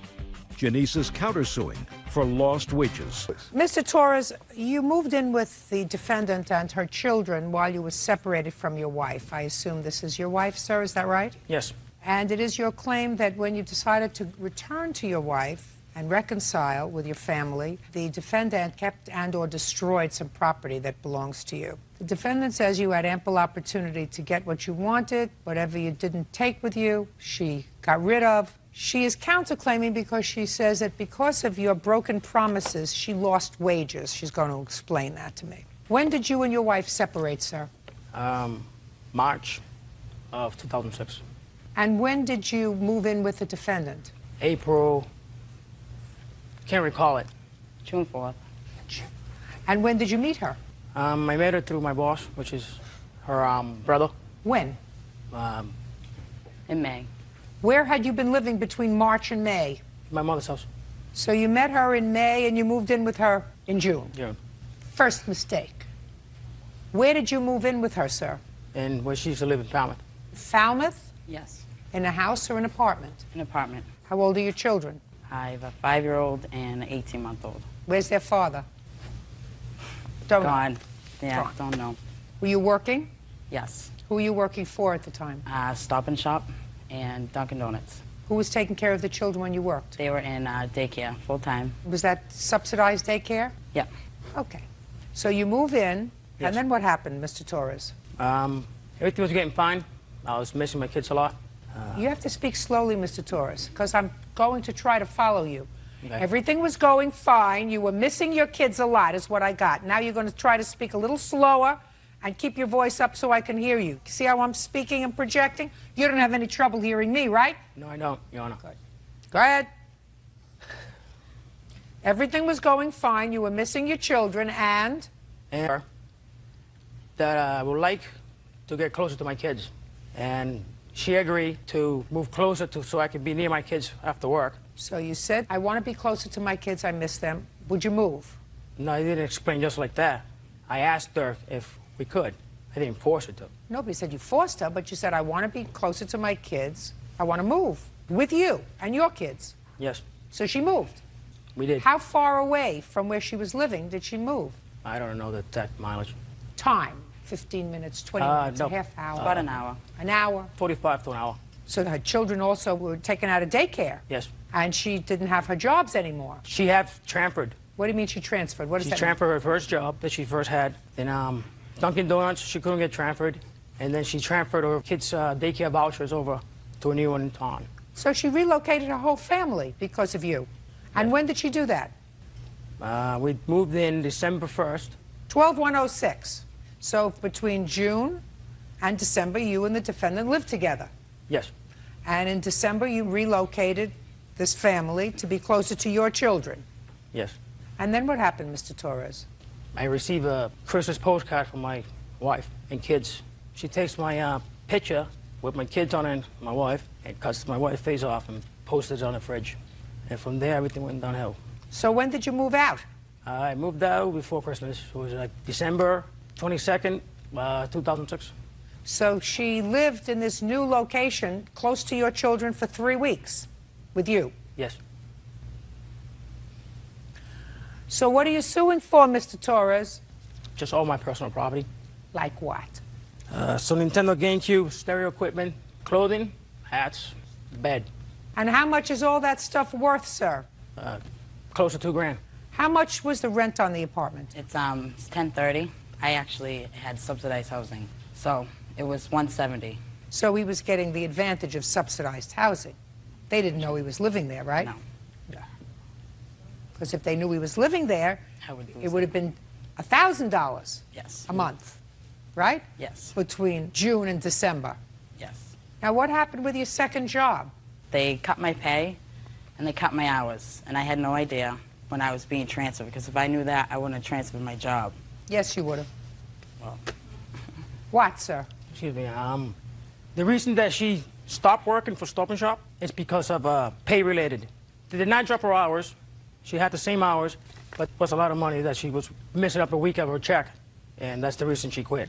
So? So she did not lose her job because of me. She did. Okay. She did. Can I call my wife up here? No, I don't need your wife. You were a big boy enough to leave your wife. You were a big boy enough to have this lady with her 2 children relocate closer to your children so you could be more comfortable, so you didn't have to travel. So she relocated herself. Her 2 children, took them out of daycare where they were comfortable, where she had 2 jobs. Nobody's asking you a question. Okay. I mean, you knew that he was living with her, right? You knew he was living with her, right? Not in the beginning, no, I didn't. But she also knew that we had problems previously, and we've always worked our problems out. Listen, she knew she was Ms. getting Torres, involved with Ms. a married Torres, man. listen to me. Shh. I got what happened. You're not, the story's not straight. Ms. Torres. I'm sorry. When you wake up in the morning for 8 months and you don't find your husband sleeping next to you in the bed, that's not a fight. That's not a disagreement. That's a separation. And while I think it's dumb on the part of any woman to get involved with a guy who's just separated from his family, and dumber, and uproot her children and her life, there's no question in my mind that you sent a Christmas card with your picture in it in order to irritate them a little bit. That doesn't say you're not entitled to do it. Don't speak. Don't speak. And I want to tell you something. I wouldn't have put up her picture on my refrigerator either if I were her. Put your hand down, smarty pants. So far, you caused a lot of trouble, Mr. Torres. You don't ask somebody to relocate their life and turn their life upside down unless you are 100% sure that you're prepared to make a commitment. I was committed. Excuse me? Everything got a lot stressful when we moved in to Taunton from Falmouth. You told me things got stressful when your wife sent you a Christmas picture with herself in it. And she cut the picture out, which is exactly what I would have done. Prior of that... Exactly what most women would have done. Cut out the picture of your wife. Excuse me, Your Honor. Put your hand down and don't speak. Prior to that, Your Honor, we were having the problems with her jobs. She was getting a little bit of stressful. Was she stressful between June and December with her job? No, she wasn't. Because everything was nice. She had 2 jobs, she had daycare, then she relocated, and then she had stress. It was your fault. You get where I'm going, Mr. Torres. No, I don't. Well, and I'm sorry. I'm sorry for you. I'm sorry for your wife. I'm sorry for your children. You should get where I'm going. Bird gets where I'm going. The 50 or some odd people out here get where I'm going, sir. And if you don't get where I'm going, there's something missing up here. Now, what happened to his property? I called him from my sister's December 23rd, and I said, you need to come meet me if you want your belongings. He said, I don't want them. You can throw them away. You can burn them. I don't care what you do with it. So I got rid of all his clothes, his hats, because what do I want with it? When did you get rid of it? Most of the stuff was on that day. I got rid of it. Okay, because you were pretty angry. Yes. So whether he told you to get rid of the stuff or he didn't tell you to get rid of the stuff, you would have gotten rid of the stuff anyway. Exactly. Right. Yes. Okay. Now tell me about it when he left. Tell me about what happened when he just walked out of the house without his clothes or anything else. He was a mess. He came back from work and he was drunk, and he'd tell me, going home to my wife and going back to my kids. And I told him continuously, I said, Jose, I'm not going to move unless, you know what I mean, you're going to be with me and stay with me. I'm not going to move to Taunton if you're going to go back with your wife. And that's what happened. He up and left. It's a very stupid thing to do. And what happened to his entertainment center? I have his speakers, and I asked him if he wanted them, and he said no. Put your hand down. You know how much sympathy I have for you? That much. 0. Less than 0, if that's possible. You have his bed? Yeah, what happened was when we lived at Falmouth, I got rid of my bed, and he brought his bed. So you got rid of your bed Yes, and I took did. his bed. He doesn't get the bed back. What else? Yes. There's the Nintendo GameCube, which my son plays with, but... What? I got a list if you want to see it. I don't care to see your list. Okay. She threw away a lot of stuff when you left, which is probably what I would have done if you left. You left, you're not there, you didn't take your stuff, goodbye. Stuff goes in the garbage. But she has your speakers. What else do you have of his? I have his VC like that. Okay, good. And his digital camera. Okay, I want you to box those things and get them out of your house. Okay. Within 5 days, he's going to pay the cost of putting it in UPS or the post office or whatever. Okay. Excuse me. I really need to speak because he did not get the story out the right way. He's very nervous. He doesn't know exactly what to say. He was buying back his own property. She did not offer to give it back to him. I don't care whether she offered to give it back to him or He not. offered to give her money. She checked off that he could get his own property with police escorts. And we I went, went. and she Good. said she threw it away. Good. You said it now? You happy? No, there's a lot more to it. I'm not interested in a lot more. I got the general gist of it. Your husband? You didn't Your because husband, he didn't explain it right. Don't speak. Your husband left you, not because of her, because he didn't meet her for a actually leave. while. I just got separated from her to take a part of time from each other. She kicked him out. Just a second. Then if you need time, Mr. Torres, to decide what you're going to do, is that what you're telling me? Is that what you're telling me? You needed time to figure out what you were going to do? No, we just need time away from each other. Then you don't move in with somebody else and dislocate them from a life. Do you understand that? Do you understand that? I understand that, but I didn't do that. Yes, you did. Yes, you did. You moved in with somebody else. If you want to take time away from your wife and see if the relationship can be put back together again, you do not move in with somebody else just because it's comfy. Do you understand? That's Yes, what I you do, did. but I didn't do that exactly like that. Get mad. Speak up. Huh? Mr. Torres, your wife may not want to acknowledge it, but that is precisely what you did. She did not handcuff you and tie you to her bed. From June of 2006 until December of 2006, you shared the defendant's bed, you shared her life, you convinced her to move and relocate to be closer to your children. That's what you just told me, sir. No, I you did not told convince me her. We that you agreed wanted on. her to move closer. But I did not force her to do it. Listen, those are the things that you're getting back. Period. End of discussion. Let me explain something to you. You don't get awarded money for stupidity. You don't pick up your life and relocate for a married guy. And if you do so on a promise and a prayer, courts aren't here to help you. You have to understand that. His wife doesn't get it because she prefers not to get it. He didn't go and move into a room in somebody's house while they were trying to work out their problems. He found it more comfortable to be in your house, living with you. And she thinks that's your fault. That's not your fault. She's angry at the wrong person. She should be angry at him because it was his choice to move in with you, and it was his choice to move into another apartment with you. It was his choice. He was more comfortable living that way while he was figuring out what to do with his marriage. So her anger is misplaced, and I don't want to hear about it. So you get your property back. The stuff that you just mentioned, sir, other than that, you get nothing. I'm dismissing her counterclaim because, unfortunately, the law doesn't permit her to have a counterclaim for her own acts of misguided love and affection and your promises that you were going to be with her. Law doesn't permit that. Any promises. Get out of here. Mark Windhausen says ex-girlfriend Lana Speakman owes for the money he paid towards a Dodge Durango. Lana claims Mark was stealing from their share for his drug habit. Mr. Windhausen, you and the defendant lived together for a period of time, and it is your claim that at the time she broke up with you and told you to leave, she kept your property. She kept the truck that you had been making payments on and some other personal property that you had purchased for the house. Correct. Ms. Speakman said everything is hers. Yes. When did you move in together? About 6 of 04. June of 04. Right. How old are you? I'm 24. How old are you? 34. You have children? No. What kind of work do you do, Mr. Windhausen? I'm a welder. How long have you been welding? About a year and a half now. Make good living? Decent. It's fair. Tell me what you make. I'm about $14.50. An hour? An hour, yes. How much did you make last year? How much did I make last year? About $12,338.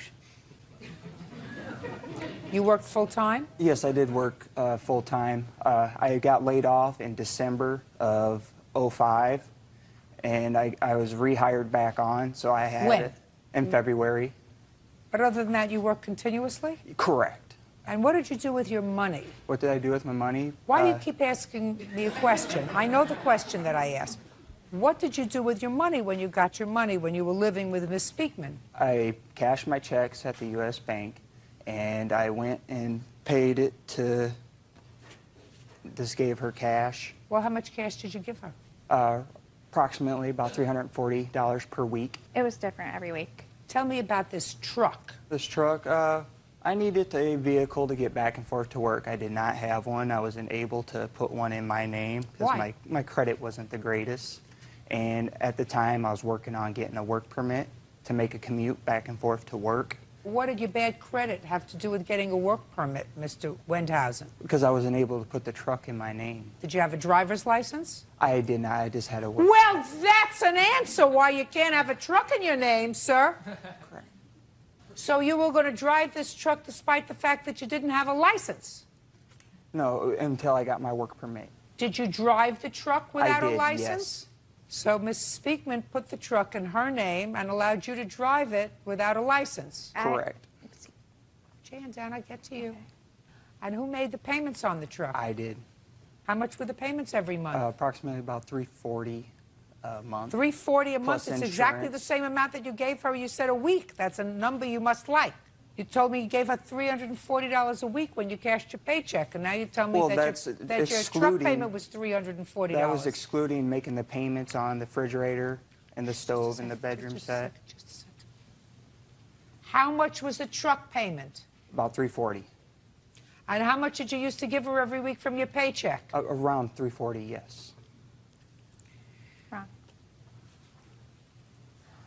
He's got it down, and he's not going to waver. And how did you make the truck payment? Cash. Now, because we're just dealing with the truck so far, when did you kick him out? July 7th of 06. Why? Because I found out he was doing drugs. He actually, July 1st is actually when we broke up. He couldn't get a ride until July 7th. He stole $400 out of my purse, said he was going to the store to get ice, and didn't come back for like 12 hours because he was doing drugs. What kind of drugs does he do? Cocaine. Have you ever seen him do cocaine? No, I haven't. He told me. What did he say? A couple months prior, he took a lot of money. We had a joint checking account for a little while because I went to get money out and all the money was gone. Well, then I questioned him about it, and he finally told me that he was doing cocaine, that he had a drug problem, and then he didn't want to tell me what the drug was, and then he finally told me it was cocaine. How much money did he take out of the joint account? About $1,500. Do you remember when? It was March and April. He did it on 2 different occasions where he took hundreds of dollars out a couple times. I mean, hundreds, like $600 a night. It's not true. No? No. Don't do drugs. No, I don't. You willing to take a drug test? I am willing, yes. Willing to take a hair follicle test? That's fine. Right after court? That's fine. You understand that if you go for one of these tests, they will, and if it's positive, they won't let you be a welder. You understand that? Correct. You prepared to sign a release that the drug test results can be sent to your employer? Is not an answer. I have smoked weed, yes. Weed So- we're not talking about, sir. We're talking cocaine. All right. Got me? Yeah, I got you. Perfect. If you have a problem and you're 24 years old, you better get rid of your problem. Do enough cocaine, so you're going to have a brain like mush. You know, when you start up here, you can have a brain like mush. When you start over here, it's over very, very soon. Now, how could you take money out of a bank account? It's my money, too. Well, if you're putting in $300 a week to run a household, you have rent, you have food, you have gas, you have electric, you have all the other stuff, and was he giving you an extra $340 for the truck payment? No, he wasn't. He gave me, his checks were different every week, so he gave, sometimes it was only $100, sometimes he didn't give me any money at all. Yeah, because if he's making $15 an hour, earning $12,000 a year just doesn't, well, that was doesn't make it. The truck payment was $320, and it did come directly out of my bank account ever since I bought Well, the it truck. may have come directly out of your bank account. That doesn't mean, quite frankly, Ms. Speakman, that he wasn't giving you money. My question is, was he giving you money earmarked for this car payment, or was he giving you a certain amount of money every week? It was different amounts every week because, like I said, sometimes his checks were always different. Sometimes he would give me nothing. Sometimes he would give me $100. There was a couple times he probably gave me $300. And what about the monthly truck payment? What? Did he give you money for the Directly monthly for truck that? payment? No. In cash is my question. No. Okay. Go ahead, sir. Yeah, I was just kind of curious, how could she make the payment for a car payment, a truck payment, a house payment, and all the other utilities if I was not paying any money to that household? She didn't say you weren't paying any money. But how could she afford And I make those a lot vehicles? more money than he does. What kind of work do you do, Ms. Speakman? I work at a factory. And how much do you earn an hour? $22 an hour. And how much did you earn last year? $50,000. And you were earning $15 an hour, which is, you know, only a third less, and you only made $12,338, sir. That figure that you told me specifically, $12,338, which is what you said you earned last year, only 2 months you were out of work. Ms. Speakman. Yes. What did you do with the truck? I still have the truck. I'm still making payments on the truck. What are you going to do with the truck? I'm probably going to keep it. Now, if Mr. Wendhausen is prepared to get a loan for $5,000 in his name, are you prepared to give him the truck? No. Sure. Sure you are. Listen to me, Mr. Wendhausen. You come back to me with a fully committed loan in your name for $5,000, and I will direct Ms. Speakman to turn over the truck to you. Do you understand? I do. But she certainly doesn't want to give you a truck that's in her name, and she's certainly not going to give you the value of it or what you claim to put in, because you can't prove what you put in to the truck unless you have canceled checks. No, I paid everything cash. Yes. Right. So go get yourself a loan, and then Miss Speakman is going to turn over the truck to you. You think that's going to happen, Miss Speakman? I don't think he'll be able to get a loan. Correct. Correct. But if he can... But what about I paid it, like, for the I whole think year that you that he both hasn't paid been it. there? It was sort of a fluid situation. But I certainly don't think that you ought to get stuck with this truck and turn it over to him And I certainly don't believe that he, each and every month, paid you his portion of the expenses as well as the $340 for the truck because he didn't make that much money. Right. Now, what other property do you claim, sir, is yours that she kept when you I moved have a out? GE arranged stove that I When purchased. did you purchase that, sir? I purchased it in about 11:05. And you moved out in... 7 of 06. And did you eat while you were there? I did, yes. And did you use the stove? I only had it for about a month or two before I moved out. Show me proof that you purchased it. He just said we got the stove in November, and he moved out in July. So I got it. Okay. Okay. Thank you. I see it's purchased by you, Mark Wendhausen. Right. Show me how you paid for it. I paid cash. I have a check. Can I see it, please? These are the 2 payments I made. These are the 4 payments that were made total. Okay.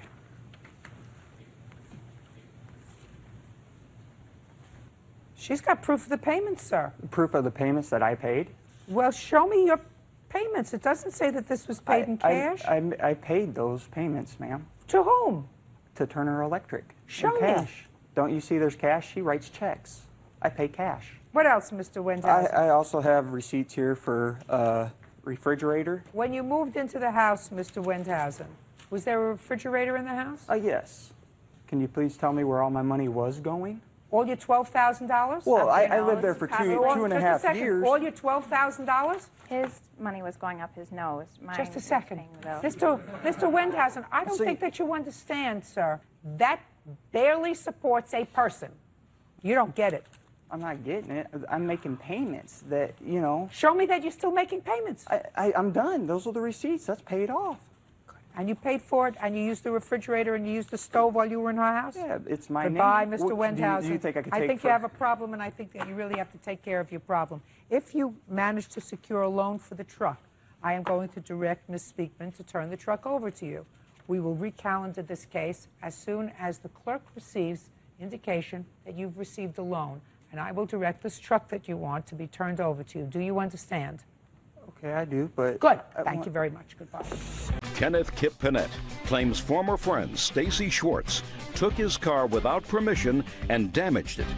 Kenneth says Stacy not only ruined the transmission and clutch, but she also popped one of his tires. Mr. Panett, you were at a party with the defendant. I assume she was a friend of yours, and it is your claim that she took your car without permission and wrecked it. She didn't wreck it. She hit a curb and blew out a tire, and the transmission went out. And Ms. Schwartz says that she had an unfortunate accident and that she might clearly be responsible for replacing a tire, but certainly not the transmission, since she had your permission and this accident was clearly not her fault. Well, she did not have my permission. Good.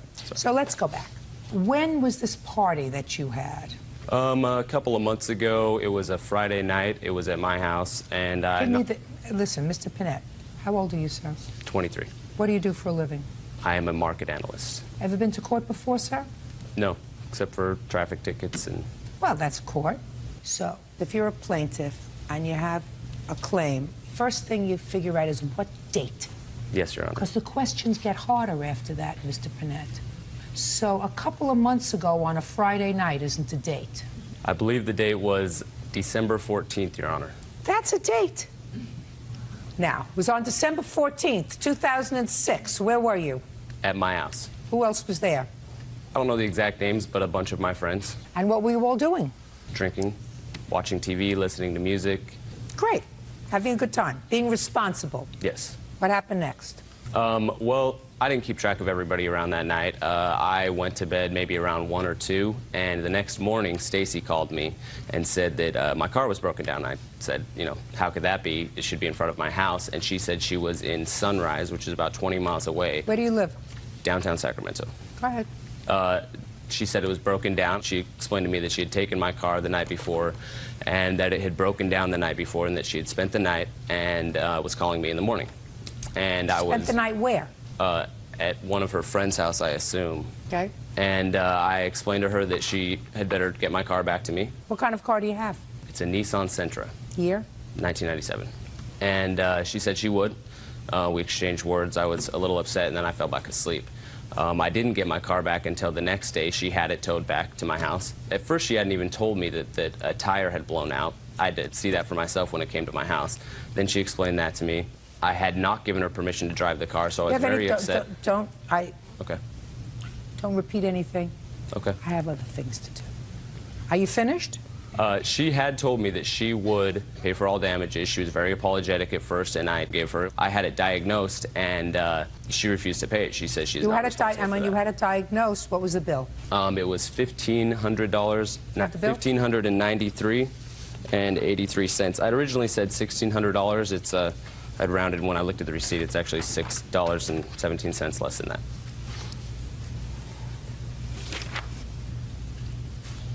Mr. Panett, how did you pay for this? My father loaned me the money to pay for it, actually. Did you pay for it in check or cash, sir? I believe my father used his credit card to pay for it, and I had to pay my father back. What's your father's name? John Panett. His phone number? It's in my cell phone. I'm sorry. Or would you please get his cell phone so that we can get the father's number, please? Thank you. And he's going to verify that he paid this bill, sir? Yes, when I he call would. him on the phone? Good. We're going to do that. Okay. In a minute. Okay. Now, I'll hear you, Miss Swartz. On December 14th, I was hanging out at Kip's house, and I asked him if I could borrow his car to go over to Jessica's house. Where does Jessica live? A few blocks from his house. And he said? He said yes. He let me borrow it. Good. So you understand, Miss Swartz, That's that a different place than she would. Excuse me, Your Honor. You do understand, madam, that you did have limited authority to take his car to go to Jessica's house, which is a few blocks away. You understand that? Yes. Yeah. Now tell me what happened. I drove over to Jessica's house and told her that I was using Kip's car. And she called me at 5 o'clock in the morning and woke me up. At Jessica's house? Yes. And told me she was drunk and stranded in Sunrise. So I didn't even think to call Kip and ask permission because he let me borrow his car. He knew I wasn't... No, my dear. He knew I wasn't going to bring it back until the morning. So I... Darling! Yes. You get it now? You look as if you're smart enough to get where I'm going. Yes, ma'am. You went to pick up your friend in Sunrise. And how far is Sunrise from Jessica's house? Approximately 20 miles. 20? Miles. Miles, not blocks, miles. And it was coming back with her, this drunken friend of yours, that you had the accident. Yes.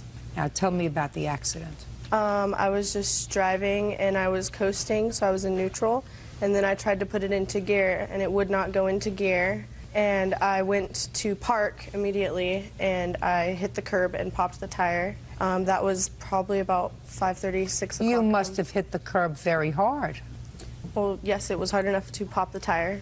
And I immediately changed the tire. And since it was about 5:30 in the morning, my friend that I picked up just walked to her house because we were about a block away. And I slept in the car and called Kip about 9 o'clock in the morning to tell him that I was going to get his car towed back to him. Let us assume that I believe you, that Mr. Panett said that you could borrow his car to go to Jessica's house, which is a few blocks away, to stay over. When you exceeded his permission by going 20 miles away the next day, you no longer had his permission. Do you understand that? But he knew I was going to have it till the morning. Don't tell me what he knew. He gave you permission, according to you, to drive it a few blocks. A few blocks is not 20 miles. I have my witness here that saw him give me permission. I just said, don't you have your listening ears on? I said, if I believe you, he gave you permission to take it a few blocks away. Once you took it 20 miles away, you no longer had permission. Your Honor, he lets me borrow the car all the time. That's not true. Just a second. Where do you think you are? Right here. Where is here? In this witness chair. And until you stand up there, what are you supposed to do? Listen to you. Right. Once you exceeded the scope of the permission, you no longer had permission. That's the law. Do you understand it? Yes. So all I have to do is deal with the issue of damages. And for that, you're going to give me John's cell phone. Yes, ma'am. Just let me power it up. Power it up. John Panette, this is Judge Judy Scheindlin. How are you? I'm very well, thank you. Do you have a moment for just a couple of quick questions for me? I'm here, as you know, trying a case involving your son and this young woman who took his car without permission. Are you familiar with that? Okay. Did he ever ask you for any money to help him repair this car? When was that? 3 months ago. Do you remember how much it cost you, sir? Approximately. And did you use your credit card?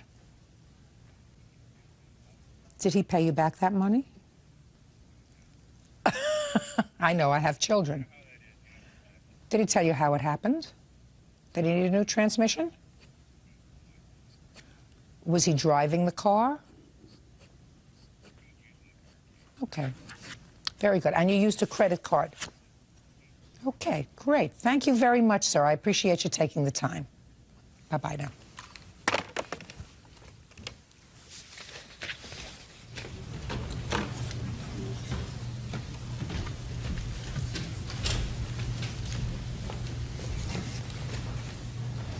What a nice father you have, sir. Thank you, Your Honor. And as a matter of fact, your father does remember helping you out and paying for this transmission a few months ago. That's correct. Do you know what he doesn't remember? What? He doesn't remember you paying him back. Well, I owe him money pretty much all the time, and I am always paying him. So I'm in the process that he of doesn't paying him. remember. I mean, he does remember laying this money out for you, but he doesn't remember the fact that you paid him.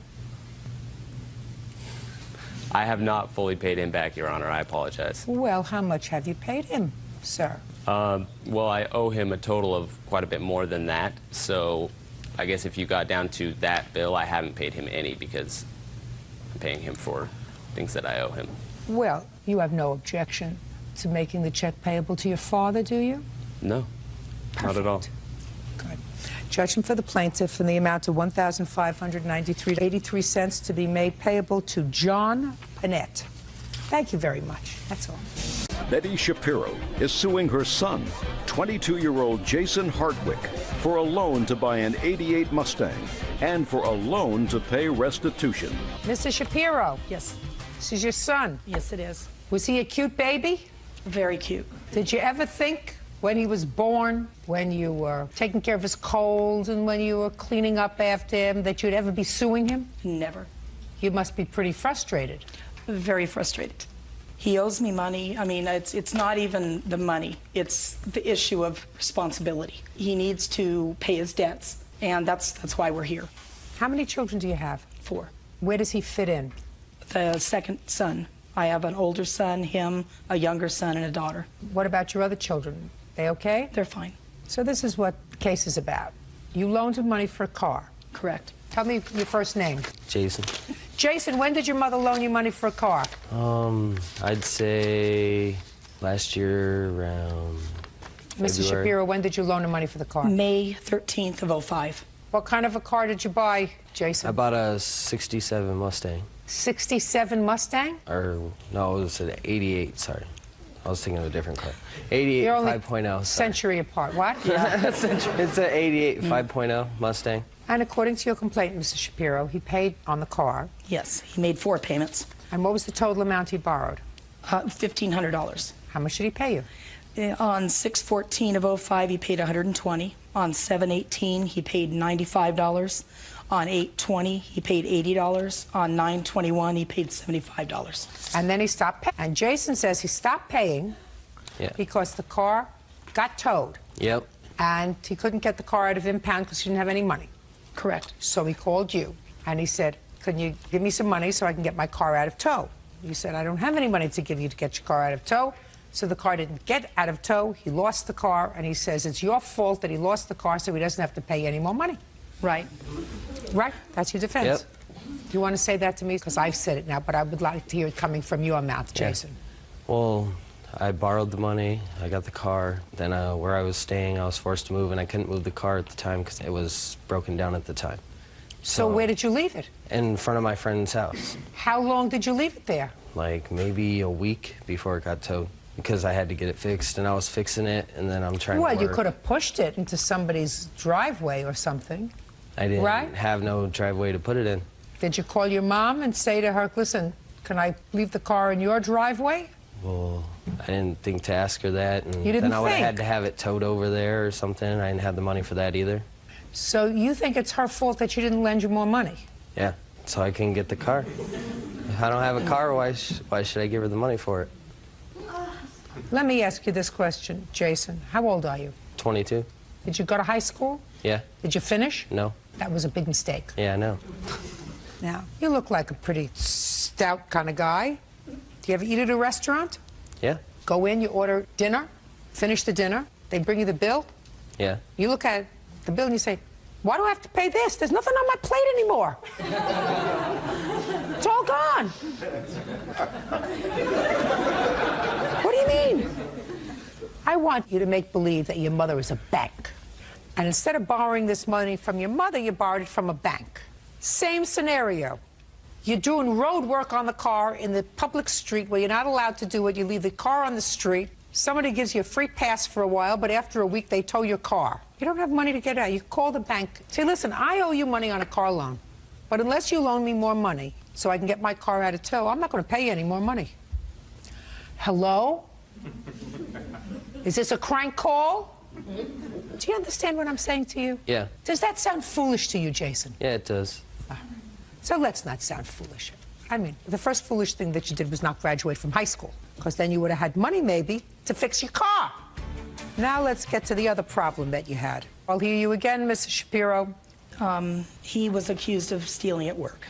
Stealing cash? Stealing cash. What kind of place were you working at the time, Jason? It was like a diner, maybe. It was a sandwich shop. And what were you doing? I was cooking. And you were accused of stealing? Yeah. Out of the cash register? I don't know. They never told me where it was from. They just told me money was missing, and they feel that I was doing it. Okay. So he called you? Correct. What did he say when he called you? That he was accused of stealing and that they were going to press charges and put him in jail unless he came up with the money. And you said what? I said, let's go meet with her. With whom? With his boss. Fine. So you sat down with his boss? With his boss in her office. Go ahead. And at that time, she basically told me exactly what had happened, Well, the tell me- amount of money that was taken. When she sat at the meeting with you and your son and accused him of taking this money, what did he say? He had admitted to doing it. And she was willing How much to money are we not- talking about? $2,715. I didn't say nothing like that. What did you say? I told them that I wasn't admitting No, nothing. look, don't look down. Look over here. I wasn't going to pay them. I was going to go try and get an attorney, try and fight them and everything. I wasn't taking the rap. I didn't see no proof I did it. I didn't see nothing. Now, just a second. We're not talking about proof. Listen to me very carefully, Jason. You got... Yep. Your mother says that at the meeting with your boss, you admitted taking the money.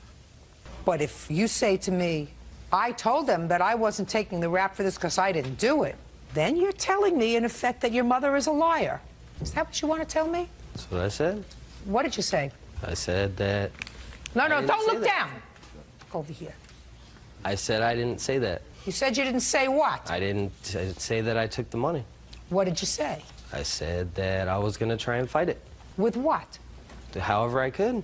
Is that what you told your mother?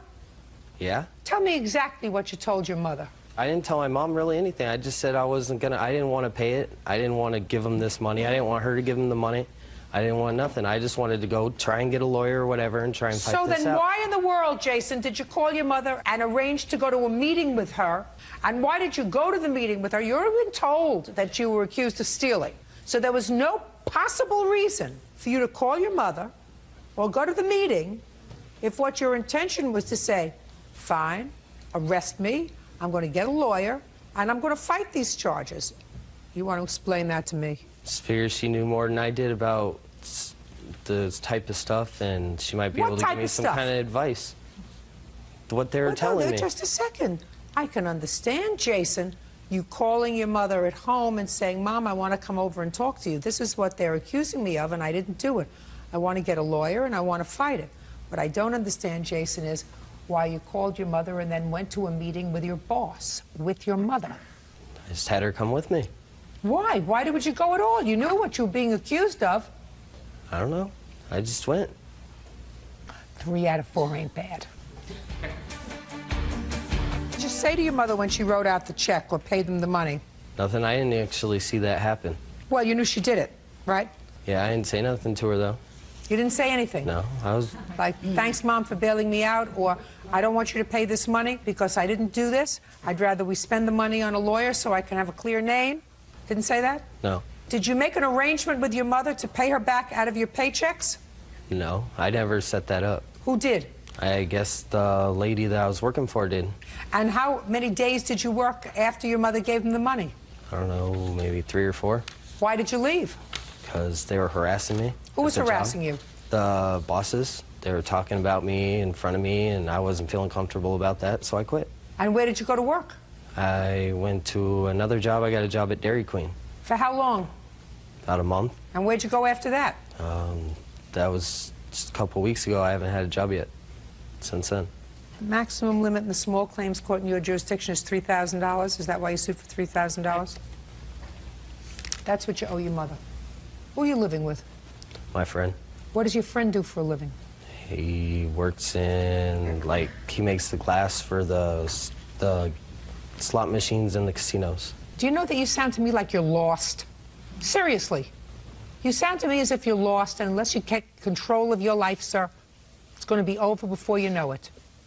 You can't be an irresponsible baby forever. Comes a time when you have to grow up and take responsibility for what you do and not make everybody else's life miserable. Your mother doesn't owe you anything anymore. Now you're on your own. Leave her alone. Judgment for the plaintiff in the amount of $3,000. That's all. Vicky Madure claims former friend Becky Seifert ruined her credit by not paying on credit cards she helped her get. Ms. Madura, the defendant was a friend of yours. Yes. Who had terrible credit. And it is your claim that you were trying to be nice to her and she'd have a credit card. If you would take it out, make her co-holder of one of the cards. You did that for her. And the understanding was the bills would go to her and she would take care of the bills. And it is your claim that subsequent to that, she wanted to buy a motorcycle. And yes. Again, you agreed to be a friend and you co-signed the loan for the motorcycle with the understanding that she would make the payments promptly, which she failed to do. You subsequently found out that not only had she taken out the one credit card, but because she had all of your information, she took out a series of credit cards and built up a balance of thousands of dollars. She was also behind on the payments. She was behind on the payments on the bike as well. As a result of that, your credit, which had been pristine, took a dive. So you're suing for 2 things. You're suing for the return of the motorcycle to you, or its value, so that you can sell it and get out from under the payments. And second, you want damages for her ruining your credit. Ms. Seifert says that she kept her end of the bargain. She has paid on the motorcycle, although she acknowledges she doesn't pay in a prompt manner. She pays when they threaten her. That's not what she says, but I gather that's the case, that when they threaten to either sue her or repossess the motorcycle, she makes a payment. That still doesn't positively impact on your credit. And she says that she kept her end of the bargain by making the payments on the credit card. She also says that you opened up all these credit cards for her, not just the one that you say, but all of the others. When did you open up this credit card with her as a co-card holder? Probably around June of '05, and there was only one card, and if there was all these credit cards... No, just don't, you don't have to answer for her. Okay. You opened up one June credit... of '05. And with what financial institution? MBNA, MasterCard, and both our names are on it. And as far as you know, that is the only card that you authorized her to get? Yes. With your information? Yes. How many cards did she get using your information? 4 or 5, counting the second MBNA she took out, that she succeeded. I have documentation. I'd like to see it, please. Your Honor, there was only one MBNA card. There wasn't 2. I have... How many... There was 2 Chase. There was 1 MBNA. No. Ms. Seifert, how many cards did the plaintiff agree to take out in your name? Ma'am, I went to creditcards.com with her information listen because... To me. Listen. We never determined a number. The cards that I had, that I used, several of them were mailed to her home, to her address. I didn't go to her house and steal those cards. Ms. Seifert, you don't honestly expect, coming here today, that you're going to get over on me, no, right? I don't. I'm Good. just telling you. So then let me ask the questions and don't skirt around the answers, because I'll take you and I shake you, and then I get the answer. Okay. You came to the plaintiff and asked her if she could take out a credit card and put you as a co-holder on a credit card so that you would have a credit card to start to build up your credit. That's what you asked her, I assume. Is that right? She offered. Well, how would she know that you needed it, madam, unless she knew that you didn't have a credit card? Because we were going on vacation together, and we were talking about finances for vacation and the things our kids could and couldn't do. And? And I explained to her that I did not have a credit card with much credit on it. That's okay, good. So she agreed to get one credit card. Now, after she got the one credit card in June of 2005, when did you apply for the other credit cards? I did it all at the same time on creditcards.com when I got the one credit card. Just a second. I told you, don't play with me. I'm smarter than you are. You just said to me, I got the other credit cards on creditcard.com after I got the one credit card. That's not what I said. That's exactly what you just said. I have a tape. The one time on creditcards.com. And several cards were mailed to her house, and she knows that. Don't tell me what she knows. Why did you take advantage of a situation where she said she would get you a credit card? It was very bad judgment on my part. Now, credit cards, did you use them to make purchases? Yes, I did. Did you pay all the credit cards on time? No, ma'am, I didn't. Then you ruined her credit. Then I signed to be responsible for all of them. Just all the a papers second. she asked me Just a to, and second. it was taken off of her credit. Listen to me. You show me where, once you signed a piece of paper to be responsible, because so far you're irresponsible, it impacted positively on her credit. Show me. I don't know where it acted positively, but she was even told it was taken off her credit after the affidavits were signed, and I also have 2 receipts for $6,500 we've paid her. Just a sec. For? Towards the credit cards. Well, and you didn't pay it to her, you paid it to the credit card for things that you bought. No, we gave it directly to her to take care of it. Doesn't make any difference, madam. Don't you get it? Once you become a deadbeat in the credit card world, you don't automatically become not a deadbeat just because you pay the credit card. You remain a deadbeat. But they said that because they called it fraudulent, it would come off of her report. So you acknowledge that you fraudulently No, applied? she made me sign those papers because if I didn't, because I'm on probation, she was going to call my probation officer, which she threatens to do all the time. Sounds like a great idea to me. Now, let's get to the motorcycle. She also co-signed a loan for you for a motorcycle. Is there any reason why you did that, madam? I was trying to be good-hearted, which I will never do again. You have children? Yes, I'll never even co-sign for my children. I've learned a lesson the worst way. Okay. Now, do you pay for the motorcycle on time? No, ma'am, I haven't. Which means that you have destroyed her credit. Yes, ma'am, I probably have with the motorcycle. Good. Now I'd like to see what papers you have. They asked me to bring, I brought a picture of the motorcycle. She wants the motorcycle back, but the title is solely in my name. So if she wants the bike back, she's going to have to get my name off the title that she lets ride that bike, and she's not capable of riding it herself. Just a second. And then I have a when statement did now you- that shows that all my payments are current. You make your payments late. Well, I mean, it shows that I'm current right now. I don't care whether you're current right now. You make your payments late. Can I see the title to the motorcycle, please? When did you co-sign on the motorcycle? October 05. How much have you paid on the motorcycle? I've made all the payments except the one she made, and I How paid much her back do for you them. pay? $250 a month, ma'am. How much is the loan? She owes, right now, there's still almost $12,000 owed. Right here it is. $11,818.42 owed. Who are you? Becky's boyfriend. Stand up. What do you do for a living? Run a rubber mill. You earn a living? Yes, ma'am. Well, why don't you refinance this motorcycle? I already have one in my name. So what? I don't know, ma'am. What? This was between them. Well, I understand that, but you live with her. You sleep with her. Yes. So why should she be on the hook for her bad credit? She was having trouble with her credit way before us. I'm asking you a question. I just said to you, she sleeps with you, you live with her. Why don't you, the two of you, refinance this motorcycle and get it out of her name? Well, I've got too much in my name right now with my house, my cars, and my motorcycles, so... Your motorcycles? I have 2 motorcycles, yes. Well, why don't you sell one? Because I like them. Yeah, but you have a problem. You live in a home with this lady, and she's got a problem. So why don't you help her fix it? Well, I did. I took out a 401k loan and paid off the credit cards that she had with her to help her out. I mean... What does she do? Huh? What do you mean, huh? What does she do? What does she do? Yeah, what does she do? As far as? As far as a livelihood.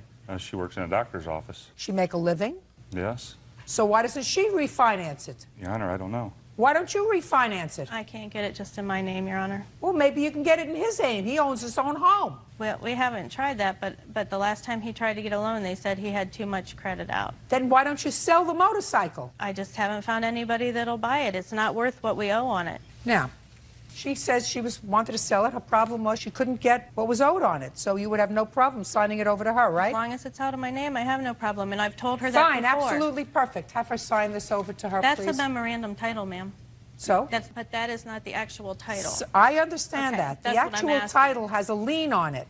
She can do it. As a matter of fact, we'll prepare that order that you'll sign. That's fine. Good. Now we know that this is now your motorcycle. We will prepare that order. Now you're suing her for $3,000 because in addition to the return of the value of the motorcycle, you want damages for ruining your credit, right? Yes. And hopefully the $3,000 that you're suing for that will help compensate you for the loss that you're going to suffer on the motorcycle. Do you understand? Yes. Very good. Judging for the plaintiff, in the addition to the order that this will now be in your name, subject to the lien, judging for the plaintiff in the amount of $3,000. That's all. Thank you. Store owner Daniel Alvarez is suing his customer, Carmen Burgos, for cashing a counterfeit check at his store. Carmen says she was the victim of an internet scam. Mr. Alvarez, what kind of store do you have, sir? I have a general store. We sell music, we cash checks, we sell satellite. It's a little bit of everything. The defendant was a customer of yours? A regular customer. She had been there at least 4 or 5 occasions cashing checks. And you charge a fee for that? Yes, we do. According to your complaint, sir, she came in with a check, which you cashed for her. Correct. And it turned out to be a bad check. Yes. And your bank withdrew the money from your account. You want her to compensate you for the check. That is correct. Ms. Burgos says it was a bad check. She was conned with this check, and she's sorry that you're out the money, but it's not her fault. It's the fault of the people who scammed her. That's her defense. Is that correct? Yes, Ms. Your Burgos? Honor. I shouldn't So be I want held you to liable tell for it. What? I shouldn't be held liable for it because I had Ms. the Burgos. evidence. Yes. Let's start from the beginning. Where did you get this check from? It was mailed to me. From an employer? No, I'm always on the computer and I'm always filling out sweepstakes and filling out numbers for lotto and that. So when I received the check... So you received the check because you thought you won a prize? Yes, correct. But she didn't tell me that, Your Honor. I'm sorry. Don't interrupt her. I'm sorry. Your Honor, he wasn't there at the moment. Listen to me. Yes. You got a check in the mail and you didn't know where it came from. Correct. Yes, I thought So it was you thought a maybe sweepstake. that you had played around with on the computer? Yes, correct. You have a copy of the letter? Yes, I do. I'd like to take a look at it. Well, I have a copy because I gave Mr. Alvarez the original and the envelope that it came in. Shh. Mr. Alvarez, I don't want you to interrupt her. That's the original. That is the original. Cool. And I also gave him the envelope it came in.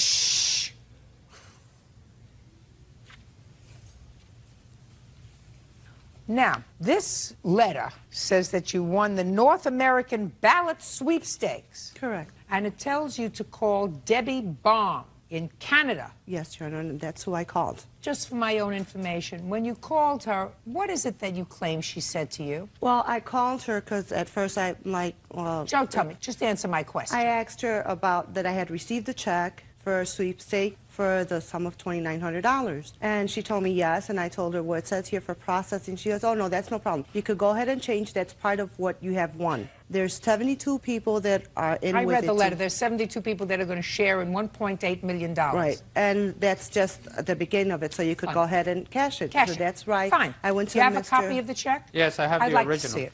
Oh, you have the original? Yes. Love the bank to see returned it to me. Love to see it. So you took the check into him? Yes, correct. To cash? Yes. Like I've taken other checks. State Employees Credit Union of Maryland, Inc. Well, I have to tell you, this certainly looks like, to my untrained eye, an official kind of check. Correct. That's why I went to him and I cashed it. Miss Burgos, I got it. You thought you woke up and it was your lucky day? Yes, correct. Bird, take a look at this. An interesting looking check? Right? Wow. It even says official check. It even says Correct. official That's check. why I never... And, just a minute, and they don't even ask you to do anything, like Correct. send them That's back why- half in this letter. That's why I was like... Don't, I'm speaking. Don't bother me. They don't even ask you to send back half. You know, sometimes say, send us $500 as a processing fee, and They just said, here's your $2,900. Does it see the back? Yeah. She signed it, and it came back that it was suspected counterfeit. In any event, you gave her the money. Yes, I did. You have proof of that? Just from the bank when they took the money out because... I'd like to see it. Now, when you were notified by the bank, right. Yeah, they charged your account for $2,950. Correct. Okay. Now, when did you cash the check for her? On what date? Around the 14th of November. And the bank returned the check to you when? They didn't return it until the 20th or 21st, but they notified me 2 days later. So on the 16th? Correct. And when did you I'm sorry, notify? Your Honor, it was after that. Stop talking out! This is not a tea party! Now, when did you notify Miss Burgos? That same day. On the 16th, exactly. 2 days later. Exactly. How did you notify her? I called her son-in-law because I know her son-in-law very well, and I called him up and I asked him to bring her over. And when did he bring her over? That same day. On the 16th? Exactly. Okay, now tell me on the 16th what you said to her and what she I said. told her, Miss Burgos, this check has returned counterfeit from the bank. And she said to you? I didn't know, and she produced this letter. Good. Correct. I said I didn't know. So why didn't you return the money to him? At the moment, I didn't have the money. I had paid some of debts that I had. Just a second. What difference does that make to him? Put your hand down. First of all, it's 2 days later. It's not 2 days later, Your Honor. It was more than 2 days later. How many days? It was about 4 or 5 days later. 4 days. Show me what debts you paid. Well, I had some medical bills that I had to pay, so I went. Just a second. So you paid your medical bills. Medical bills. Like, what else? What else did you paid pay? My electric bill, my phone bill, all my bills, and I Now had let me ask you this question, Ms. Burgos. Before you came into this cash windfall, how did you pay your electric bill? Well, I would pay it monthly. From what? From what I receive, and also. What do you mean from what you children's- receive? I don't understand that statement. Do you work? Well, I get a Social Security check every month. For what? For a disability. What's the nature of your disability? For asthma, arthritis. You have asthma and arthritis and you can't work? No. I know a lot of people who have asthma and arthritis who can work just fine. I had problems. I was diagnosed with disability. So I. Wait, just a second. When were you diagnosed with a disability from asthma and arthritis? 2 years ago. Ms. Burgos, I'm believing less and less of what you tell me, madam, but I will tell you this. If you paid your bills, which you are responsible for paying, your medical bills, your electric bill, your phone bill, and I don't care what other kind of bills you paid, allegedly, and I know you're lying. Listen to me, and I know you're lying anyway. No, I bought Listen a few to me. Christmas Listen to me presents, very yes. carefully, and I know you're lying anyway. Then you have to pay him back the money. Correct. You paid your bills. You paid your bills. You're a scammer. She told me Let me ask you this question. Who do you live with? I live with my son and my daughter. How old are they? My daughter's 22 and my son is 19. And what does your daughter do for a living? She works. And my son And your also. son? He works. Works. They're the ones that help me with all the bills. Because you don't work? Yes. Because of your asthma? Yes. She didn't tell me that. That day when she came in, she told me that she had only spent about $500 to $700 No, I told you that's of what the I money. had. Miss Burgos! I had $500 Miss to Burgos! $700. I asked her specifically. That's what I told him I had. Did you give it to him? No. He Just told me. Shh. So why did you spend that money instead of giving it back to him? Well, I didn't have it on me at that time. Why didn't you go home and get it? The gentleman told me, Mr. Alvarez told me that he was going to send that letter, the letter from that they had That is received not to true. the bank. Yes, it is, Mr. Alvarez. Just that a second. he was going So to take what? that If letter there's a to the question, bank. listen to me. If there's a question, why didn't you say, listen, if there's a question and if this check was bad, I don't want Mr. Alvarez to be out the rest of this money. I'm going to hold what I haven't spent and give it to him if he's out of pocket. Well, I had held it. I had it. So and why when- didn't you give it to him? Because when I spoke to Mr. Alvarez on the phone, I told him I have the $500. He says, no, I want all the money. That's what he said. That is and I true. says, well, I don't have all the money at the moment, okay? I could give you at least $500 at a time. He said, no, I want all the money at the same You want to know time. something? You're a scammer. It was- You've been scamming no. Social Security in all probability for the No, I last 2 haven't. years. I I don't know haven't. how you got Social Security disability. How old are you? I'm 47. 47. I know people who are 67 with asthma, they work. Oh, I am disabled. You must have had a It was- really, really fine lawyer. You owe him $2,950, Miss Burgos. You're a scammer, and you knew you did the wrong thing as soon as he told you that check came back. Yes. People very rarely get windfalls of money from the internet. Very rarely. Don't look like this to me. I'm not a scammer because I don't know how I got Social Security disability. I don't know where I got this check from. I don't know. Well, now you know that this man who was doing you a favor cashed your check and got penalized because of your stupidity. He got penalized. But you said, listen, I got the money. Let him go after the people. Let him go after. I'm speaking. No, I didn't. Let him go after the people. I did not think that way. Well, then you should have returned the money that you hadn't spent. Okay, he didn't want the money that I had not spent. So you spent the rest. Just a second. Hey, I still have the $500. Supposed to set an example, Miss Burgos, for your children. You're not supposed to be a scammer. I'm not a scammer. Yes, you are. Yes, you are. And you believed in getting something for nothing. And you put him in a very precarious position. You've got a lot of nerve. I've never. You've got a lot of nerve. Your children should not. Your children are not going to be proud of you after today. Judging for the plaintiff in the amount of $2,950. That's all. Step out. Melissa Kina says her daughter, Jamie Jaworski, owes for 2 unpaid loans. Jamie says her mother is conspiring with her ex-husband to ruin her life. Miss Keenis, this is your daughter. Yes, it is. Does she have any siblings? Yes, she does. How many? 2, a brother and a sister. She's the oldest. Is she a cute baby? Gorgeous. Is she a nice baby? Yeah, very well-mannered. Must have been, because you had 2 more. Yeah.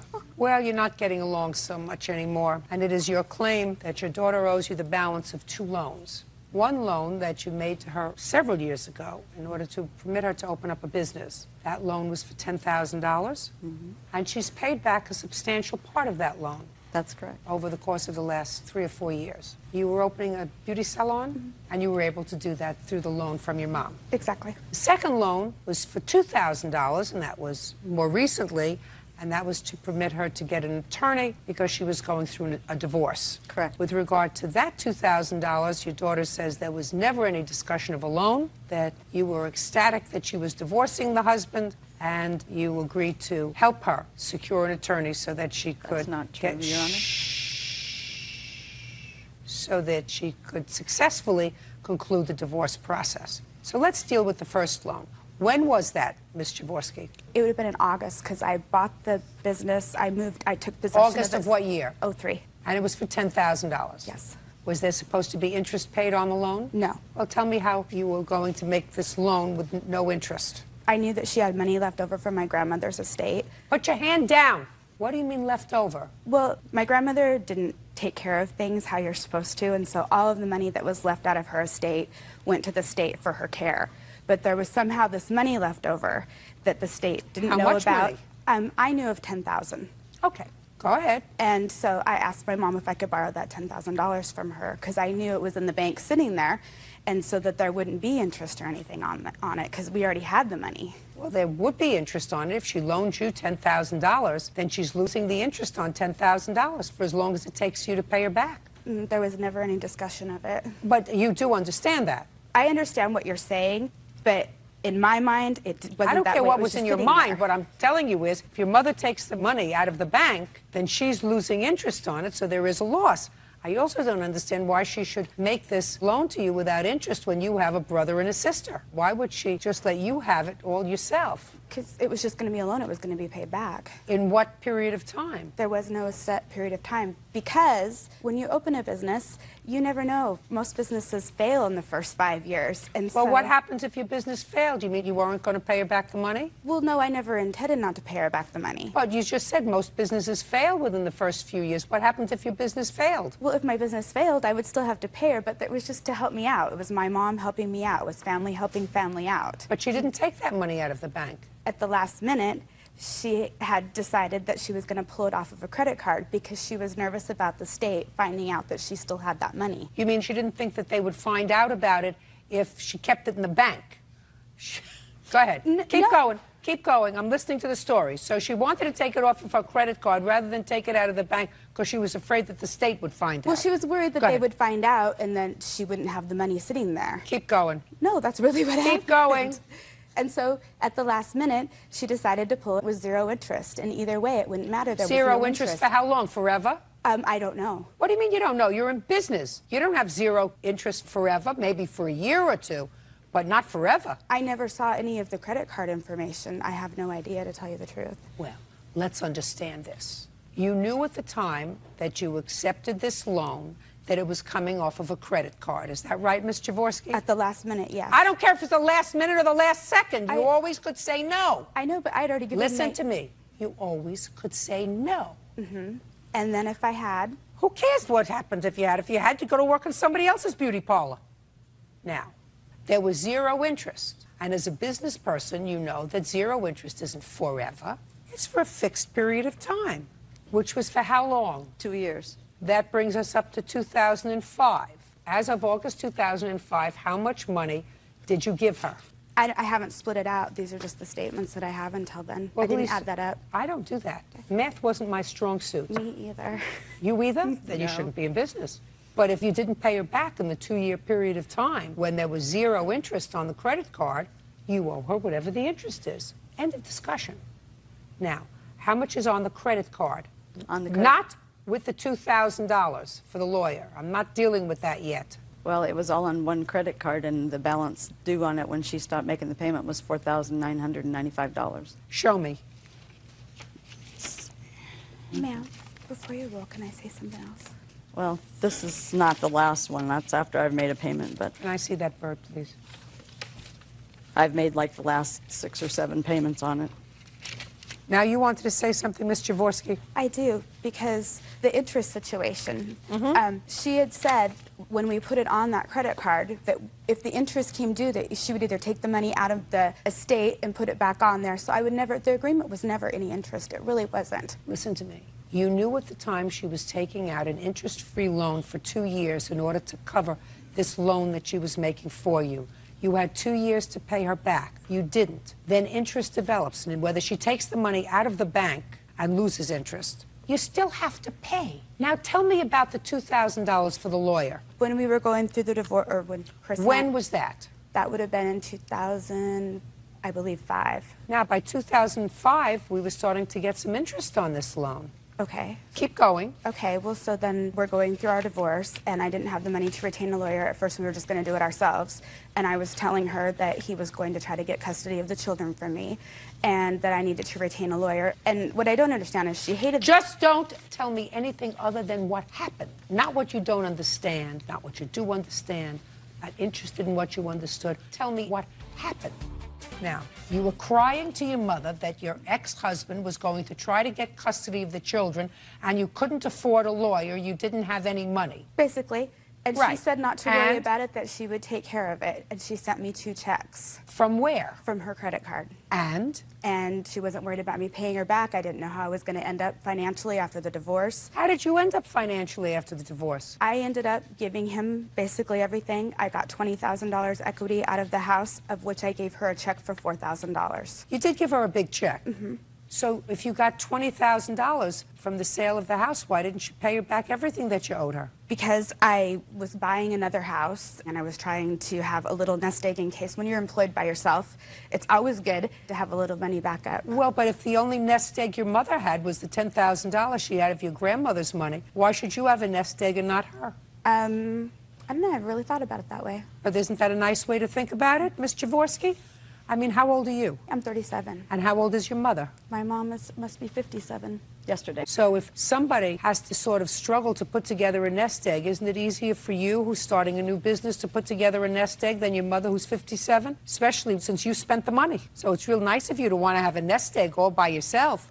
But if what you're suggesting is that your mother said, well, if you don't pay the note back in the 2 years, that it's interest-free, you'll take the money out of your nest egg. No, that wasn't the way it is. I think. Well, you're that's what you just told me. But I'm just following what you told me. I think you're misinterpreting it. No, that's what you told me. No, it's not. Does that sound what you just told me? Sounds like what she told you. That she would take the money out of her nest egg and pay off the credit card and wait for you to finish putting your nest egg together so you would pay her. Duh. If you have a business and you don't have operating capital and you don't have money to buy and bring things in and out, you can't run a business. And so that's what I used the other part of that money for. Was That's not what you just told me. It is. I had it. No, in a that's little, not what you just told me. I had it set aside so if something happened with You the business just- that I could keep it going. That's your nest egg. Well, I had to because if You owe I your lose, mother $4,000. If I lose the shop, You owe your mother $4,000. And I gather that the reason she's here is because you stopped paying her, according to your mother, because you had an estranged relationship for a while. Why, I don't know. because she's seeing my ex-husband. Well, that's what you say. That's what you say. That's not true. I'm seeing my grandchildren. That's in her what you ex-husband's say. house. I think that that makes it very convenient for you, Ms. Jaworski, because she wasn't seeing her grandchildren, and she wrote a letter, according to her, to her grandson when he was at his father's house, and his father called her and said, if you want to see the boys, you can see them, and she's been seeing them at your ex-husband's house, which ticked you off. So you stopped paying the loan. Judgment for the plaintiff in the amount of $4,000. Thank you very That's all. much. Christine Clark says her former friend, Breon Hawkins, owes for a loan, damage to her home, and a false arrest. Ms. Clark, the defendant was a friend of yours who you allowed to move into your home, and it is your claim that you made a loan to him to put it as a down payment on a car of $1,000. Things turned sour in the home and you wanted him to leave. You claimed that he damaged your property by breaking down the door and the door frame. And in addition, you claimed that he had you falsely arrested.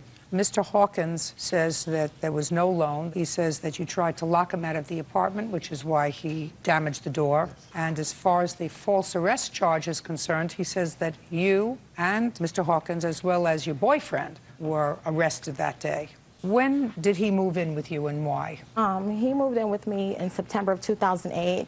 At the time, he was living with his best friend's parents, and he basically told me that he needed to move out of the home and he had nowhere to go. How did you know him? I met him through a mutual friend of ours. How long ago? In June 2008. Why would you let him move into your house? We befriended each other. We started hanging out. He seemed like a really nice guy at the time, a really sincere, sweet guy. And out the kindness of my heart, I allowed him to stay at my home. He slept on my couch. Odd. Right.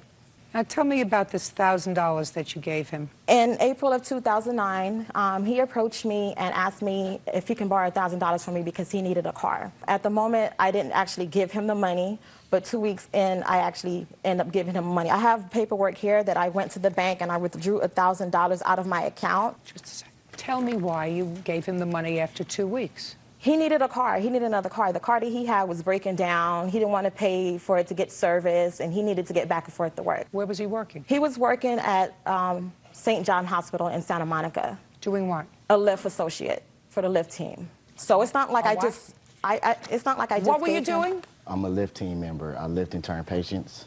Still working there? Yes. So you needed a car to get back and forth to work? Yes. Okay, good. I have the documents here and saying that I did. He doesn't deny that you gave him Okay. $1,000. He just says there was no expectation of We being had repaid. a agreement that he promised to pay me back $300 a month for the next 4 months, and the payments were going to start actually on May 17th, the actual day that he came to my home and damaged my home. That was the day that the first payment was supposed to be started. No such payment was received at that moment. Okay, let's deal with the car. Okay, where do you want me to start? You needed a car. I needed a car, which is true. She did give me the $1,000, but it wasn't for me to pay her back. It was. Your Honor, that's a lie. If you interrupt again, and I do this, if you interrupt him again, I'm dismissing your case. Do you understand? Yes. I gave you an opportunity to speak. Now it's his turn. Got it? Yes. Tell me the circumstances, sir. Tell me what you said to her, what she said to you. That's what I want to hear. First, I asked, can I borrow $1,000? Okay, can I, just a second, can I borrow $1,000? Yes. Okay. And she said? She was reluctant to give it to me because she's like, I don't think you're going to pay me back. And I said, okay, I'll pay you back. She was like, let's write a contract. She didn't write the contract out. So then 2 weeks passed, and then she offered, like, sex. No, don't tell me offered like. I want you to tell me what she said, Mr. Hawkins. Basically, I give you the $1,000 if we continue to have sex with each other. Okay. And I did it. I had sex with her before, so I don't see what it'd be a difference to not have sex and do it this time. I haven't been having sex with her since December. This is now April, And like she'd try to come on to me, and I like reject her. Are you asking me? No, I'm just saying. Like, I reject her. You rejected. You stayed on the couch. Yes. You owe her $1,000, Mr. Hawkins. Very good. All right. Quiet. Excuse me? That's what you said. Can I borrow $1,000? And she said, I'm reluctant. You said, I'll pay you back. And you said, I'm reluctant. And then 2 weeks later, she gave you the money. Now, let's hear what happened on May 17th. Okay, on May 17th, I approached him for the first payment of the money. He basically got on my face and told me that he wasn't going to give me anything. He didn't owe me any type of money. I was on the phone at the time. You want to lose? Fast? I was on the phone at the time with another friend of mine, and a friend of mine heard the commotion going on. Don't tell me what the friend heard. I went to pick up the friend because at this point I was afraid for my life. I picked up the friend, and we came back to my apartment. I sat outside, and I called the police. I have phone records here that I showed that I called the police for. Because he was threatening me at that point, the reason why I left. Just a second. You left. I left. He was threatening you. Tell me what he was saying to you. That he runs this ish, and he was going to hit me, and if he can't, by law, he lives there now. I can't do anything to get him out. He's not going anywhere. He was going to hit me and vandalize my car. No, I don't believe you said that. Oh, he did. No, I don't believe you said that. I believe that he said he's not moving anywhere because he lives there now. And then you left. You left and you came back with a friend. Right, and I said... What did you say when you came back with a friend? Nothing. We sat outside the car, and I called the police at that point. I sat outside, and I called the police because I needed him out of my apartment at that point because he threatened to hit me. That's the reason I left. Let me explain something to you. I don't believe that. I don't believe that he threatened to hit you. But you called the police, and you tried to get him out of the apartment. Just answer my question. Right, yes. Police came, and they must have told you that... He fled the scene. Just a second. Did the police tell you that he was a tenant in your apartment? Yes. And that you couldn't get him out? Right. So what did you do? I went inside. Actually, before I went inside, he came with the young lady that he's brought to court now. After he fled the scene, he came back with the young lady in the car, and I told the police at that point. Well, he fled. Did you flee the apartment? I fled to get help. Fled. I was afraid for my life at that point, Then Judge. you should have fled I and was gone really to the... afraid. Miss Clark, don't play. If you fled and were afraid for your life, you go to the police station. You don't go pick up a friend. That's what you do if you are afraid for your life. You don't come back with somebody who's not in authority. Okay. Okay? So let's not play with each other. There are things that I believe, and there are things that I don't believe. Okay. Right? Because it's based on common sense and my years on this earth. Now, he left, and then he came back with this young lady. Yes. And what happened? At that point, when I was still talking to police, I told the police that he came back with the young lady. They did nothing about it. Right, because they said he's allowed to be there, because he's a tenant. They didn't say that. Well, but that's what I'm telling you, and that's what you knew from before. Go ahead. So at 4 o'clock in the morning, she started playing on my phone. She called me. Just a second. Was he still in the apartment? No, he left altogether. He left. They both then left. They both left, correct. Okay, and then what did you do? I went inside, and at that point, I started watching TV. I finally fell asleep around 3:30 or 4 o'clock. At 4 o'clock, they started playing on my phone. I turned my phone off. Just a second. Did you lock the door? I locked the door. Did you double bolt it from inside? I locked the top locks. So that means that he could not get in? He can get in. He had a key. No. He has the key. He had the key to the apartment. He stayed there. He has the key. Go ahead. I only had a key to the bar door. I didn't have a key to the wooden door. So that's how she locked me out. Okay, that's what I assumed. Okay. So you locked him out. Hey, Miss Clark, don't play with me. So you locked him out. I locked the door. You Judge, locked him out. I was afraid for my life. He threatened me. Listen, Miss Clark, just answer my questions, madam. You locked him out. The police had already told you that you had no right to lock him out, but you locked him out and he broke the door down. Is that what happened? Yes. He came Is that what? Yes. Is that what happened? Yes. He can do that. At 5 o'clock in the morning, he kicked in the door with this young lady here at 5 in the morning. Why is he kicking the door in at 5 in the morning? Listen to me. At that point, I was very afraid for my life, Judge. Well, I don't care whether you were afraid for my life. Miss Clark, hey, I don't care whether you were afraid for your life. You locked the door. They tried to call you. You turned your phone off. No, and that's he broke not the the reason door she down. was calling me. Miss Clark, listen to me carefully. He has the right to do that. Sometimes you win and sometimes you lose. You got your $1,000, but you had no right to do what you did. The police already told you you had no right to keep him out, so you took the law into your own hands and you locked him out.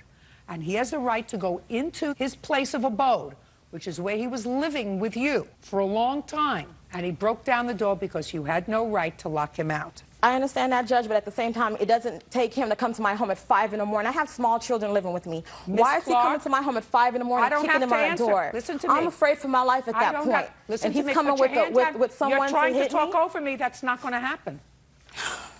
I tried to explain it to you. The police tried to explain it to you. You didn't like their answer, and you don't like mine. Judge, I have pictures of the damages that he done to my apartment here. That's your problem. When he kicked in the door, he damaged my coffee room table. He broke the table. Then you shouldn't have locked the door.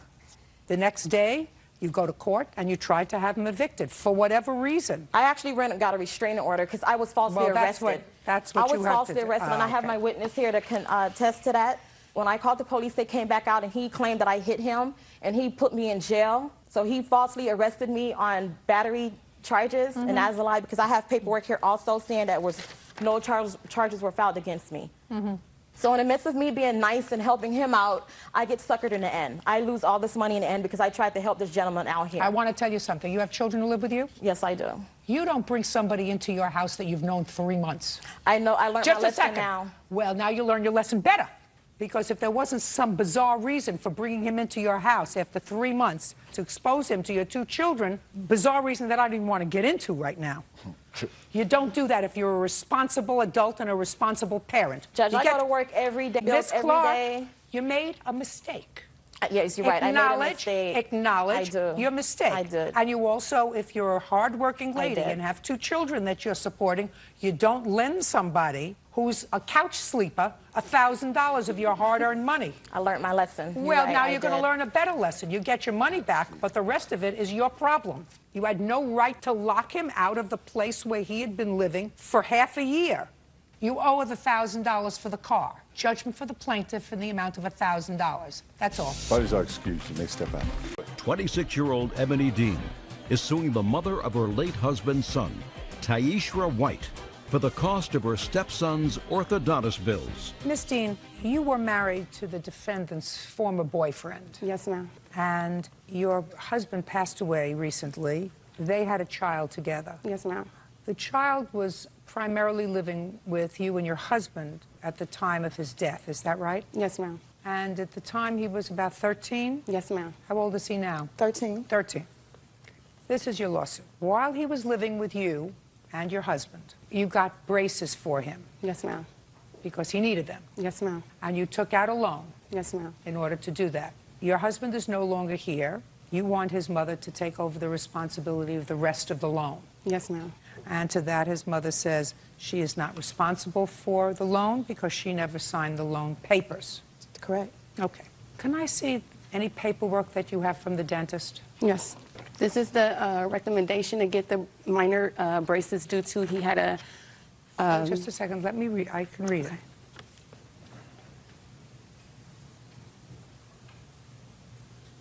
So this was the referral that was done in May 21st, 2007. Yes, ma'am. And at that time, was he in fact living with you, or was Yes, he full was custody. living with you and your husband? Yes. Okay. How much was the total bill? The total bill was $3,000 some odd dollars, Your Honor. Yes. If I could say something, please? Yes. About the recommendation and the dentist bills and all the records, I have never seen any of that. Doesn't make any difference. And about the... You paid. I read your answer. You paid, according to you, what you thought you could pay, which was $800. To keep the peace, Your Just a Honor. second. I don't care whether it was to keep the peace or not. It has really nothing to do with the loan, Miss White. It has nothing... Listen, I want you to listen to me very carefully. It has nothing to do with the loan. It has to do with your responsibility as a parent to give your child whatever necessaries your child needs. Your Honor, I understand that completely. No, you don't. I don't think you do at all. Your Honor. Just listen to me. Who are you? I'm her husband. It has nothing to do with you. Judge, listen to me. Has nothing to do with you. This is not your child. Yes, it is. Has nothing. No. It has nothing He is to do. my child. No. He stays with me in my house. I That's don't my care whether child. he I've been stays with raising him you. since he was- Listen to me. It has nothing to do with you because you have, at this point, no financial responsibility with regard to the child's dental care. I do too. He's in my house. I'm married Okay, to listen, her. this is not a discussion that you and I are having. We don't have discussions. I'm telling you what the law is. You have no financial responsibility for the child's braces. You don't. His mother and his father have a responsibility to ensure that the child gets whatever necessaries the child needs. Now, as far as the plaintiff is concerned, I'm telling you what the law is. This has nothing to do with her obligation under the loan. She is suing you because the child who required braces, because I must assume, and if you don't think that's true, you could sue the dentist for malpractice. The child that I must assume needed braces as a necessary, just like food, clothing, shelter, medical care, that's a necessary. Put him out, please. I just had a question. Mama, I don't answer your questions. Medi-Cal pays for them. He is on medical. You're not paying attention. Sir. Yes. You want to talk instead of listen.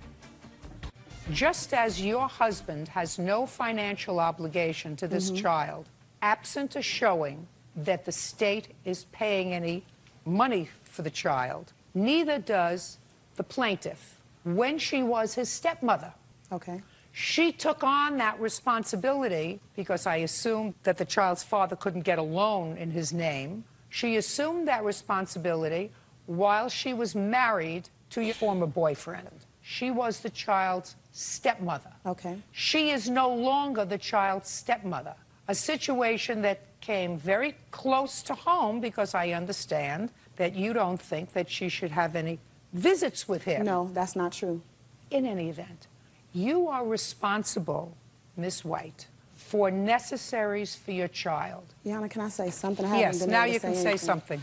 Okay, Malik had Medi-Cal at the time. Now, when you have Medi-Cal, there's certain points that you have to, come up to with your mouth for them to say that they can have them. Well, Medi-Cal denied him because he didn't have enough points. So Right. Medi-Cal said that, he didn't need them. Let me ask you this question, ma'am.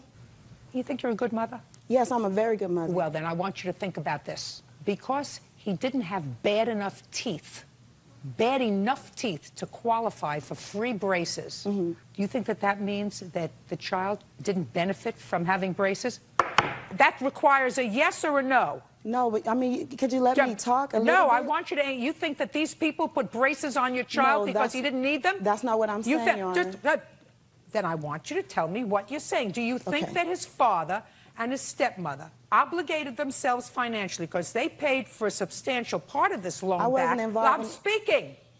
Because they wanted to torture him? No, Your Honor. Do you think that they put on the braces because a doctor, a private doctor, said that your son could benefit from having braces? Yes, Your Honor. Yes. Your Honor, please let me say something, please. I'm begging you. Go ahead. The thing is that I wasn't involved in the process at all. When they told me about the loan and everything, they had already did everything. Fine. They didn't. It has nothing I to could do have with went the and got a loan. second Excuse me, Your Honor, opinion. can I Put your hand down. No. I could have went and got a second opinion. We could have went somewhere else to try to get something that we both can afford. I have 3 other children. I wasn't involved in anything. It was all about a control issue. Oh, we're doing this. Here, you pay this. Involve me in something. Listen and to then she me wants carefully. me to pay all of it. Listen to me carefully. She wouldn't have come here if the child's father was still alive. No, she wouldn't. No, have. just listen to me. She wouldn't have come here if your child's father was still alive. If she came here, I would have said, listen, he's a parent, just like she is. You obligated yourself to pay for this. Child's father, he pays for it. But she has no responsibility to pay for the necessaries for your child. She's the been theory, paying half all this time. It has nothing to do with the loan. You're not understanding me. Your head is fixed in the loan. It has nothing to do with the loan. Okay. I'm trying to get it through to you. You don't understand. These braces are necessaries, just like you give your child breakfast, lunch, and dinner. Okay. And as the parent that's left, you are responsible in the law for all the necessaries of this child. All of them. She's not responsible anymore for anything with regard to this child. You are responsible for everything, having nothing to do with the loan. The only reason she had the loan is because of her husband. You are responsible for your child's medical and dental care. And there's an outstanding balance now of $1,127. That's your responsibility. And if All your of it? husband, all of it, all of it. So she didn't assume responsibility in paying half of it? She's not her, no, it's not her child. It's your child. It's your So child. she can go out and get a car, and he totaled it, and here, you pay it because this is your child, without consulting me at all. No, a car is not a necessary. Put your hand down. A car is not a necessary. If your child, however, needed an emergency appendectomy and they took the child to the hospital and there was a $20,000 medical bill and the child's father died, you would be responsible for the entire $20,000 medical bill because you are his mother and you are the only surviving parent. And whether they consulted you and you could have gotten the appendectomy cheaper or not, it doesn't make any difference. It's your responsibility. You are his mother, not hers. So it would have been his father's if he was alive, but he's gone. Wow.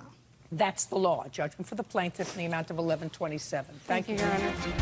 22-year-old Brittany Bugby is suing her ex-roommate, 21-year-old Amanda Lauderdale, for rent, damages to the apartment, and for painting her room purple. Miss Bugby, the defendant, who was a friend of yours, moved into your home when you had a fight with your boyfriend, according to her, and he moved out. You needed someone to help you with the rent. Yes. She agreed to pay rent, and it is your claim that she left owing you money for rent, and she or her boyfriend caused some damage to the house. You want her to pay for the damage to the house, and you want her to pay the rent that she owes you. Yes, that's Ms. correct. Lauderdale says that she paid you rent for each and every month that she was living with you, that she caused no damage to your house, and that I think that there's a room color that you don't like. What's the room color that you painted your room? Oh, purple. Purple. And that the landlord doesn't like the purple, you're going to have to repaint that, and you want her to pay for that. Yes. How long did you live with her? From August, and I moved out November 1st. August what? I don't remember the exact August date. what? August 2nd. And you moved out November 1st? Yeah. That's not right. When did she move out? She moved out November 5th. That's not right. That's when you noticed. Just a second. How much rent were you supposed to pay?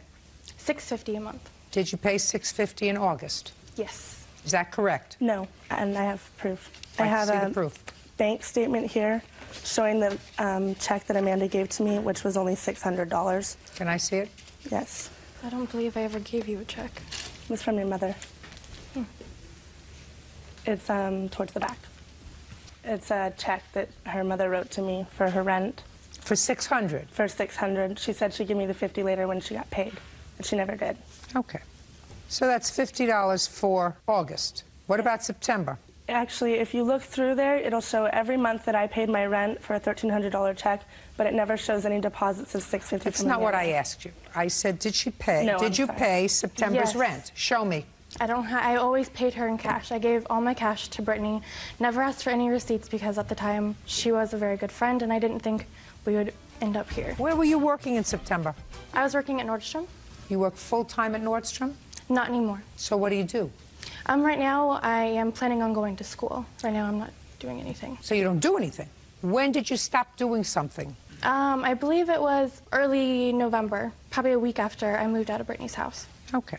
So when she didn't give you any money, according to you, in September, what did you say to her? She said that she hadn't got paid yet and that she was going through some financial problems. She was With my what? best friend. She owed money still to some electric companies and some gas companies from living in an apartment previously, and she still owes money to them as far as I still know. What about October? She give you any money in October? She tried to give me a check. It was a third-party check from her Nordstrom's, and I deposited it into my account to me, and I asked Amanda if she would cash it and give the money to me, but she never did. Why did they return it? In order to do a third-party check, she signed the check over to me, and I put it into an ATM, but I guess you're supposed to take it into the bank and show your IDs. You can't do it through an ATM. So why didn't you do that? Amanda said she was just going to go get it cashed. I wouldn't have given the check back to her. Well, I couldn't do anything with it. Sure you could. You go into the bank with it. Mm-hmm. And You go into the, you just said to me that your bank told you you have to take the money, go into the bank. So instead of giving it back to her, if she owed you for 2 months' rent, I would have gone into the bank. I would have made that little extra trip. Yeah, I guess you're right. I guess I'm right. Now, she gave you rent for October, but you couldn't cash the check. She took the check and didn't give you any cash. Correct. And you didn't say anything to her. I asked her for the money, and she told me that she would be giving me the money for October and November on the 7th when she got paid, and that was the last I heard from her. Not true. Not true. Why did you get into difficulty with your prior bills? Because at the time I was living with a boyfriend and I was the only one working and I could no longer support both of us. So I moved out. And when you moved out, the utilities were in your name? Mm-hmm. So how much do you owe them? I never received any of the bills after I moved out. I have no idea how much I owe. All you have to do is make a phone call. You're right. I know. I believe her when she says that you didn't pay her rent. I believe her. Okay. Now, why did you decide to leave? Because she had told me that she was using cocaine, and that's why she had a miscarriage. And I just felt like her lifestyle was making me feel very uncomfortable. She was bringing home strange guys in the house all of the time, crying to me about all this stuff, and I couldn't take it anymore.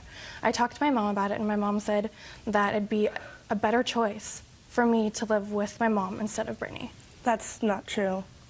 I don't do drugs whatsoever. I don't bring strange men home, and that's so false. I don't know how else to put that. Who are you? I'm Wilson, her boyfriend, Amanda's. Current boyfriend, not the one that she moved out on? Current, yes. Are you the one who broke the door? No. I was there for the party when the door got broken. It was a Halloween Oh, well, party. I want to hear about that. Stand up. How'd you hurt your foot? Slipped off some stairs. Where were you? At a friend's house. Party? No, just hanging out at his house. Had a couple stairs in the front of his walkway and just slipped down one of them. Twisted the ankle real bad. You can take the crutch with you if you like. No, I can stand it. Great. You get no sympathy from me for doing that. You understand? Don't ask for it. Okay, tell me about this party when the door got broken.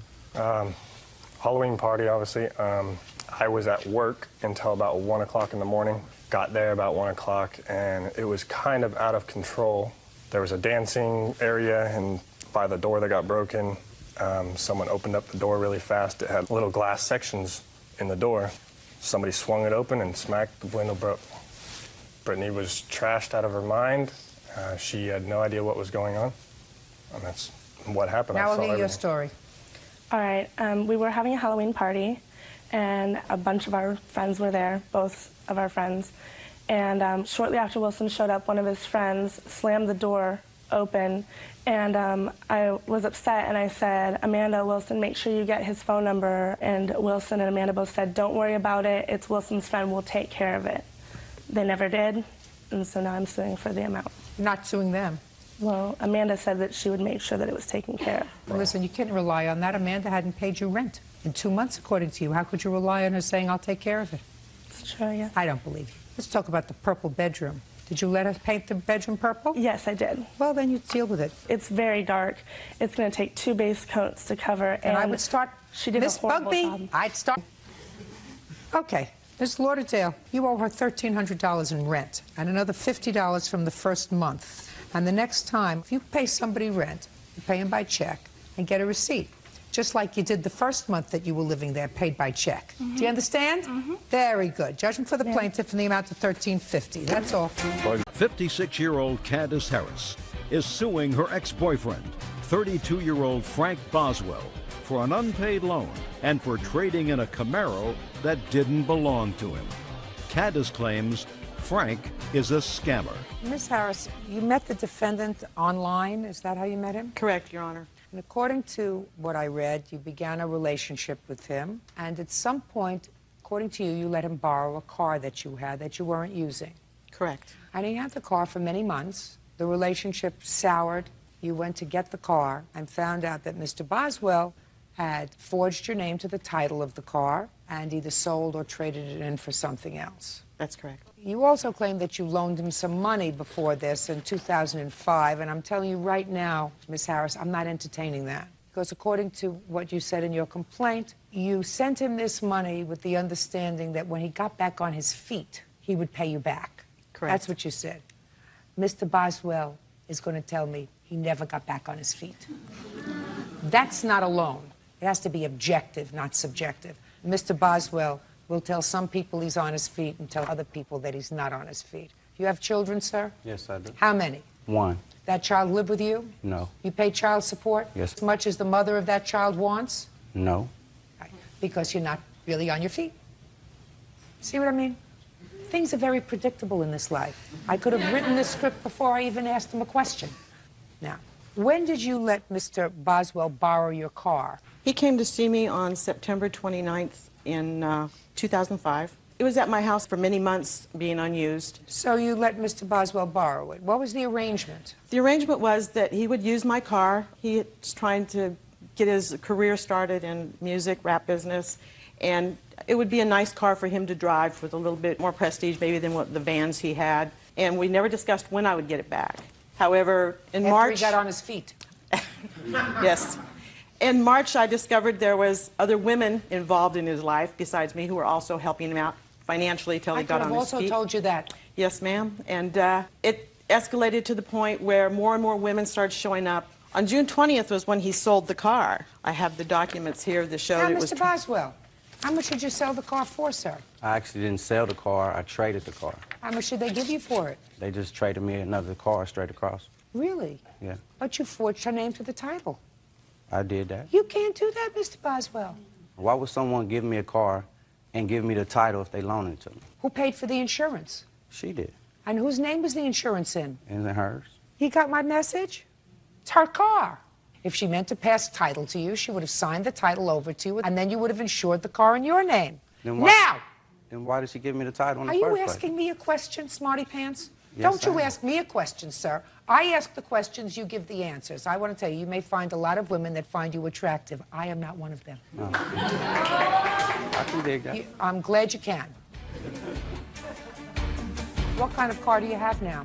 1990 Lexus LS400. How many miles did it have on it when you took 276. it? 276 Yes. miles? Is that your car? No, ma'am. her car. My car her car was a Camaro. It had 126,000 miles. It was a 95 Camaro. When I traded it, it had 143,000 miles on it. What's the blue book value of your car, madam?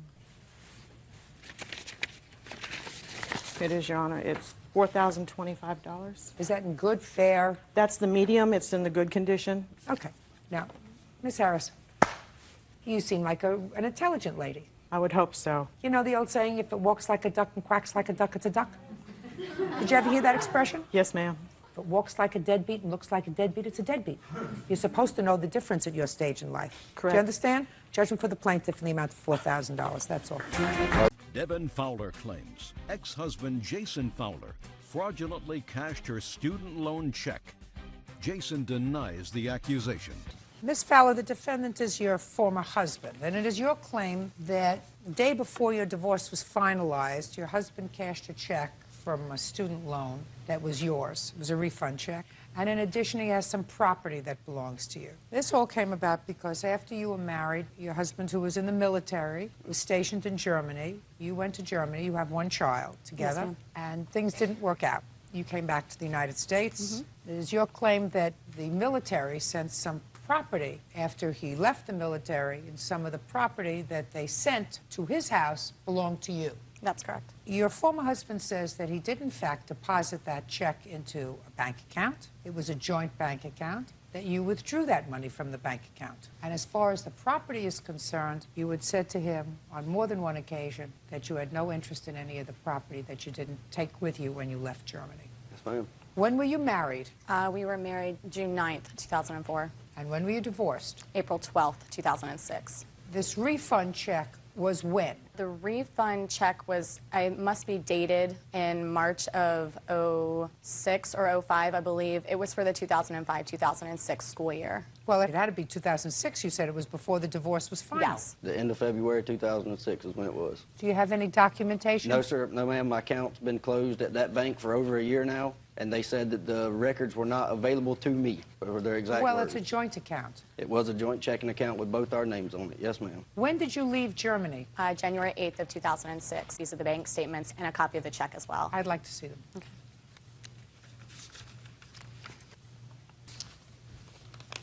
Because, Mr. Fowler, you would agree that if you deposited the check into the account, which is what you said you did, Yes, ma'am. if that same amount was withdrawn by the plaintiff, the bank statement would indicate that, correct? Yes, ma'am. And I haven't seen it yet. But if it doesn't indicate that that same amount was withdrawn, you would say that you were mistaken, right? Yes, ma'am. Okay, so let's see what happens.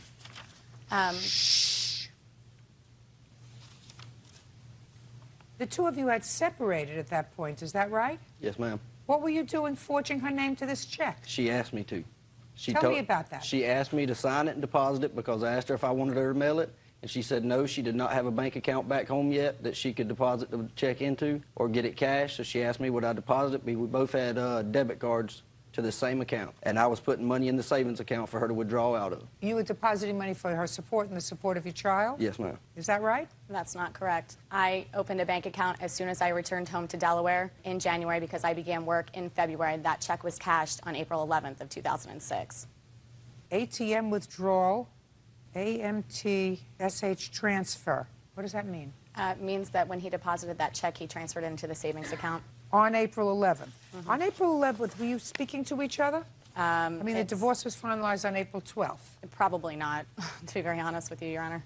I'd like you to take a look at this, sir. It appears as if you deposited this check on April 11th, and then it was transferred to another account. To our savings account where she could get the money out with her debit card in Delaware. Well, then you should have a joint savings account, sir. Do you have that? Well, we had one at the time. Well, that you should be was, able to get that, sir. It comes from the same bank, doesn't it? I don't have that account no more, neither one of them. They're both closed. But she has the information on this account, sir, and it's your problem to establish to my satisfaction that you didn't take this money yourself. Yes, ma'am. It doesn't indicate here that she got this money. It indicates here that you got this money. I deposited it in our savings account and transferred it right to our savings account, right where she asked us to. Well, then you should have brought that information here for me, sir. It's easy to get. We're not talking about something that happened during the Civil War. Yes, ma'am. Okay. He forgot. All right. Now, the other part of your lawsuit has to do with property. Yes, ma'am. What property? There are some personal property items that when... You know, I'm relatively unimpressed by this property baloney. You understand that? Yes. Okay, because I think you're a smart gal. Why don't you tell me why I'm unimpressed with this property? Because it's just property. Because if you wanted it, you should have taken it with you. At that point in time, I could not, ma'am. Why? Because all I could take were the suitcases. I was only allowed a certain number of suitcases. You don't have to take it with you. You ship it. He was supposed to do that, Your Honor. What about you? You're leaving. You say, this is mine. This is yours. You pack it up and you send it. 2 years later, you don't come to court and cry because you don't have what? A music box? What do you want? Just what's mine. What? It's clothing, shoes. Should have taken your clothing and shoes with you. I took as much as I could. He doesn't have your clothing and shoes anymore. I guarantee you he's not using them. I hope not. He doesn't have them anymore. What else? Items of You're our out sons. of style anyway. Items of our sons. What? Toys, clothing. Your son grew out of the clothing from 2006. Yes, ma'am. And he doesn't play with the same toys. No, he does not. So what are you making a big deal about? Well, we've actually been fighting over this since the shipment arrived last May. It's over. What else are you fighting about with him? Back child support. But the state of Delaware is handling that. It's already been handled and arranged to make payments. I've got my child support comes directly out of my with whatever's paid to go back because I was stupid and sent her cash instead of sending her a check every month. So that was my own stupidity, and I admit that. But I'm paying the back child. Listen to me. I know. Why did you send her cash? You mean you put cash in an envelope? Yes, ma'am. You put cash in an envelope. It's illegal. I know. Right? I'm 6'2".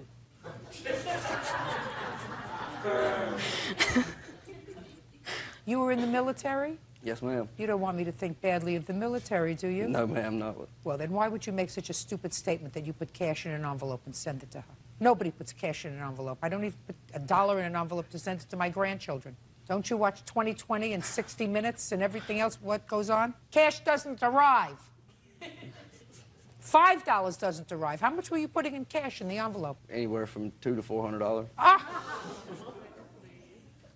And she got it every time. She got it every time. Really? Did you get the $200 to $400 that he sent you in cash? Every month. Every month.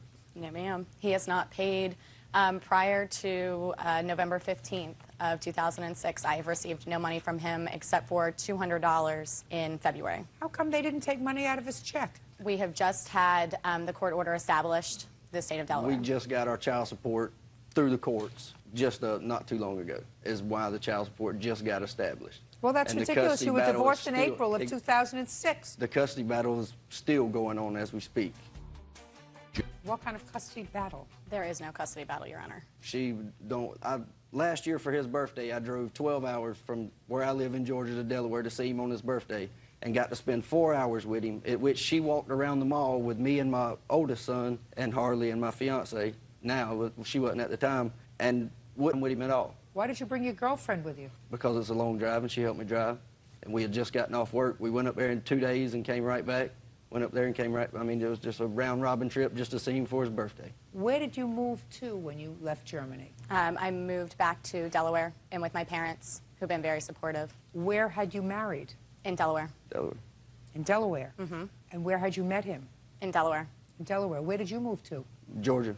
Georgia? Yes, ma'am. Well, listen to me. If I had a child and I wanted to be near my child, a child that was born in Delaware, where I married in Delaware, where I lived in Delaware, I wouldn't have moved to Georgia. I got another son in Florida also, so well, then you got to learn to keep it zipped, sir, or at least get it geographically suitable. I got it taken care of. Geographically suitable.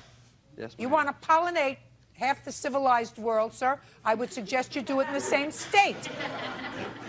You owe $1,046.09. That's all. Thank you. Thank you. Marco Abrigo is suing his children's grandmother, Christina Strickland, for the return of 2 child support payments.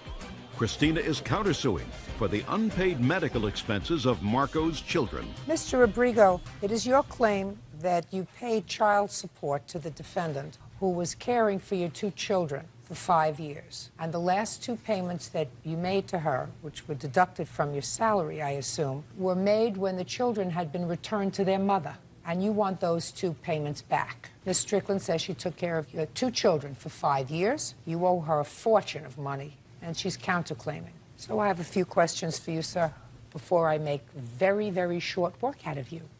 When did your children go to live with Ms. Strickland? 2001, I believe. What do you mean you believe? I would know the exact moment that my children were removed from my custody. I don't know the exact date that we signed over the children, but it was towards the end. I'm going to say September of 2001. And you signed custody over to Ms. Strickland because you and their mother were neglecting them. And but for Ms. Strickland, the state would have taken them. Fair statement? No. You just decided you had enough being a parent? No. What was it? Well, the way it went down is the mother of the children and Ms. Strickland were talking, and because I was going to be going away. Going away to where? Summer camp? I was possibly going to be incarcerated, and she would not be able to take care of the children. Why not? I do not know. Were you living together at the time? No, we were not. We were not So together. what difference did it make whether you were in jail or on Mars? She was still alone taking care of the children. When were you in jail, sir? From when to when? Basically from January of 2002 to November 2002. And in that year, the children were with Miss Strickland. Yes, they were. And how much support were you sending while you were in jail? None. None? Who was supporting your children? Ms. Strickland. And when did you make that year up to her?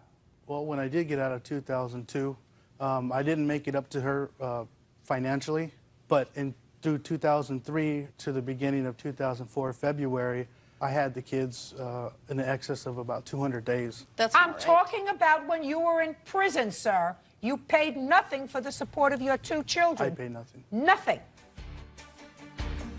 I assume that you got 2 jobs so that you could pay Miss Strickland, who was a total stranger to you. She was the step-grandmother of the children. You got 2 jobs so you could start paying her back all the money she spent on taking care of the children. Didn't you? No, I did not. Well, then you've got some nerve being here. For 2 payments? Because they went to her instead of going to the mother of the children? I'm only going by what the court is telling me to go by. This court is telling you to go home. After I would have made you bend down and kiss her feet for taking care of your children for 5 years. So I have no idea what you're doing here. What you're doing here is nonsense. Listen, Miss Strickland. Yes, ma'am. But for the fact that he sued you for this nonsense, you would not be here. Is that correct? Probably. Probably. Because you didn't expect anything from him? Never. And pretty much that's exactly what you got. Exactly. May I say something, please? Absolutely. My grandchildren have been living with their mom since August of 2006. He has not sent 1 penny to support those kids up until this point. Is what she's saying correct? Would you get him out of here? I cannot stand to look at him. Your case is Parties dismissed. are excused. That's They all. step out. 22-year-old Lindsay Allen is suing eBay seller 26-year-old Karen Stevens for selling her a fake Louis Vuitton purse.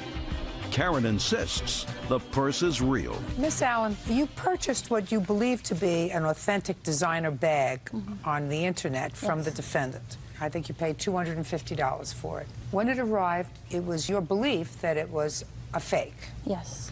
and you spent another $35 to have someone examine it, and you are going to be showing me, according to your complaint, that it was determined that the bag was, in fact, a fake. Yes. Ms. Stevens says there is no way that the bag was fake, and she's going to prove to me that the bag was authentic.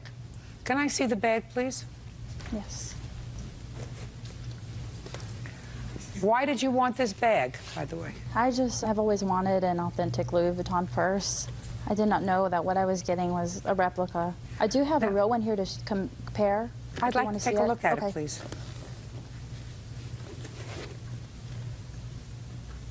The serial number on the authentic one is underneath the pouch. This pouch? Yeah, the interior pouch, right underneath it. Oh, you would never know that unless you looked very carefully. And there's no serial number on the replica as well. As you can see also, the stitching is uneven. In authentic Louis Vuitton purses, the stitching is usually close to perfect. There are several things that are different. Yes. There is no authentication on the lock, and there is an authentication on the lock on this one. Have you ever examined a real one as compared to this one? Yes. Okay. Ms. Stevens, what do you do for a living? I'm a stay-at-home mom, and I sell on eBay. Where did you get this bag from? My mom. Where did she get it from? A good friend of hers. It was actually a gift. Well, it's a fake. I don't believe that it is. Yeah, it is. Sure it is. Would you send it back to her? She's going to look at several things.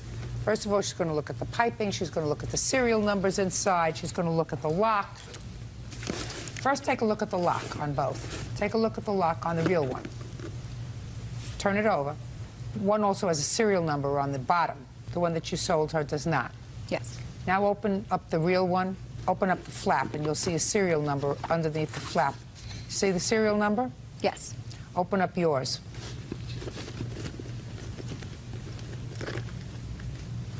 See a serial number? No, I do not. Got it? Yes, I do. Okay.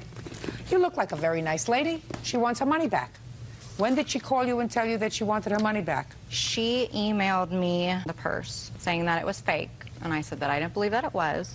And if she did believe that it was fake, I sent 7 different very detailed pictures to her of the purse that show the stitching.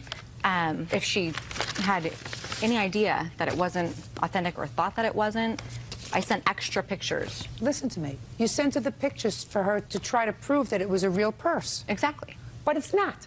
But why did she not argue that if she thought that it was? Because I'm not a cheater or a stealer. Now, I understand that, but she wanted her money back. And if you had said, listen, if you're dissatisfied with the purse, I'll give you your money back, we wouldn't be here today. But in order for her to prove to you that it was fake, she took it to somebody to authenticate it. Do you have the report? Can I see it, please? Yes.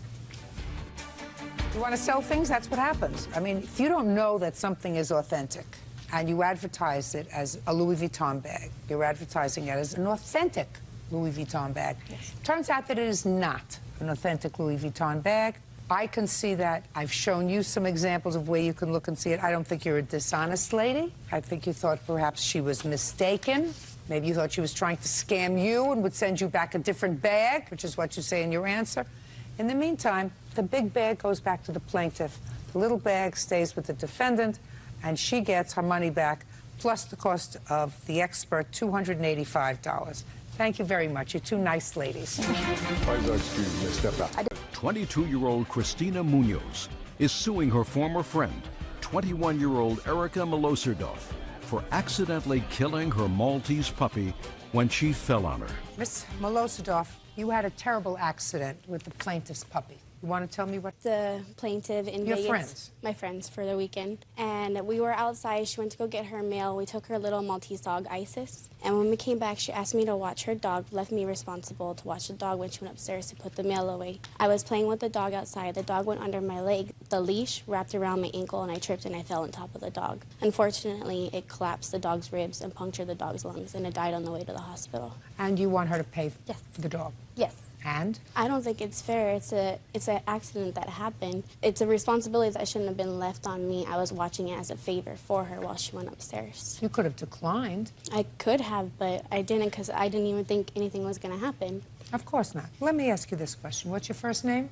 Erica. Erica, how did you get to your friend's house? I drove. Let's say instead of the dog wrapping itself around your legs, you accidentally ran over her dog with your car. It'd still be an unfortunate accident, but maybe then I'd feel responsible. But this is an accident. I accidentally fell and tripped over. You mean the it was a dog. double accident? Yeah. Well, you're responsible. You're walking this puppy on the leash. You're holding the puppy on the leash. It's your responsibility to see to it that the puppy doesn't entwine itself around your legs. You didn't mean for it to happen. You were trying to pay attention, I assume, but you didn't do a good enough job.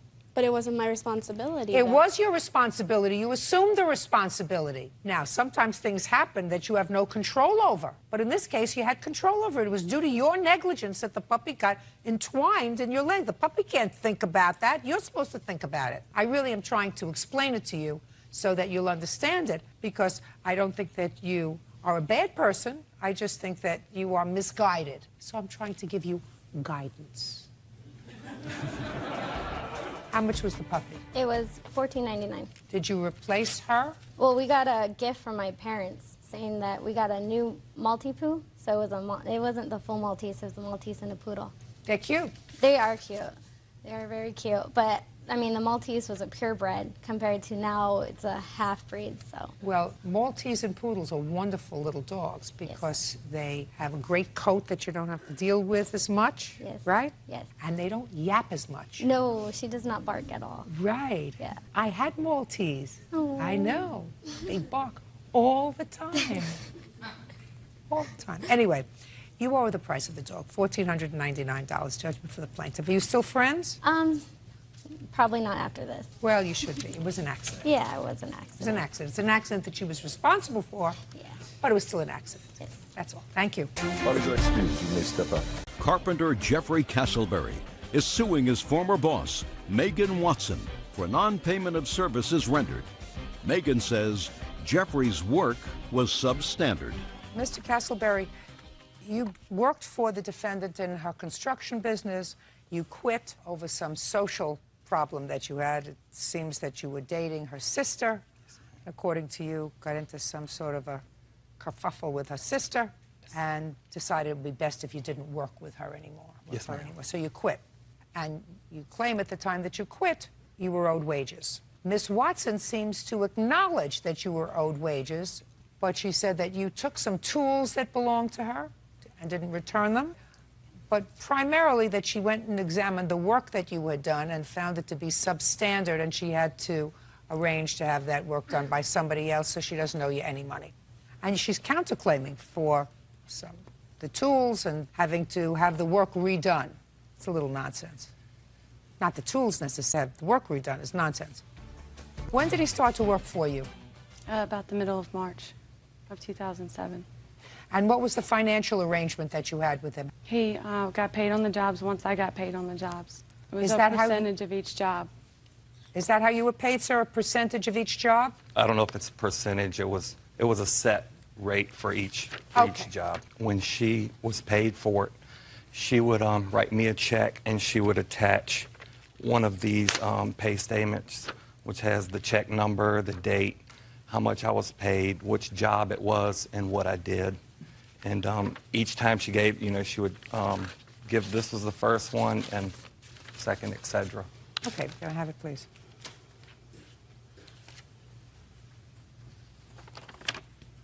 And when did you quit, sir? On what date? April 2nd. So you only worked there a couple of weeks. Were you paid this last one, this Yes. pay statement, April 3rd? Yes, ma'am. And you were paid on this? Yes, ma'am. And you were paid on this? Yes, ma'am. And that's for all the time that you worked there? That was for the other jobs, yes. For the other jobs. Had you ever had a discussion with her about any work that you did while you were working for her that was unsatisfactory? No, ma'am. So any work that you did pursuant to that list that you had and work that you completed, you got one of these and you were paid for it? Yes, ma'am. Good. Now, give me the figures on the work that you did that you were not paid for. $355. Okay. But he did do this $355 worth of work. Yes, ma'am. Then you owe him $355. Yes, ma'am. There's another job that he did an estimate on for me, and per his estimate, the door was wrong. I had to pay someone else to correct the work that he from where he estimated the door being wrong. You mean he measured it wrong? Yes, ma'am, it was too small. Show him. Mr. Moore's door that you measured, and you said it was a 6-0 door. The rough opening on that door was... Door that we both measured. You measured that door. We both Just measured. a second. You said that you measured it and she measured it? Yes, ma'am. Tell me about that. As we measured the door... Who's we? Her and I. You were there together? Yes, ma'am. Were you there together? Yes, ma'am. Oh, then you have a problem. You're the construction boss. Yes, ma'am. So? I did measure the door. I wrote the information down that he gave me and consulted Were with you the customer. there? Yes, ma'am.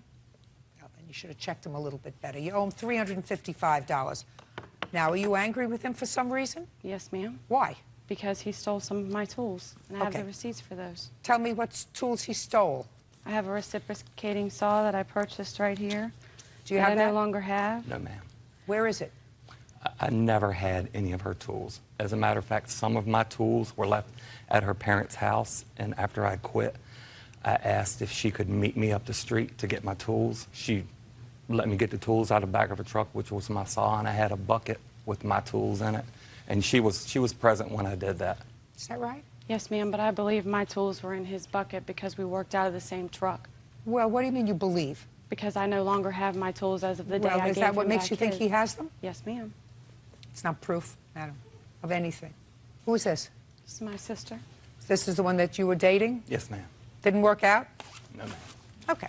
You owe him $355. It didn't work out. You have to pay for the work. You know, it's not always a good idea to go to work for relatives. Yes, ma'am. You know, it tends to be messy.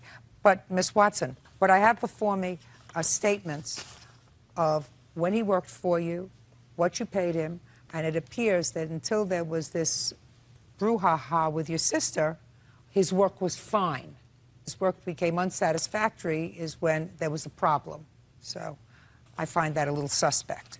You have to pay him the $355 that you owe him. Judgment for the plaintiff. That's all. Thank you.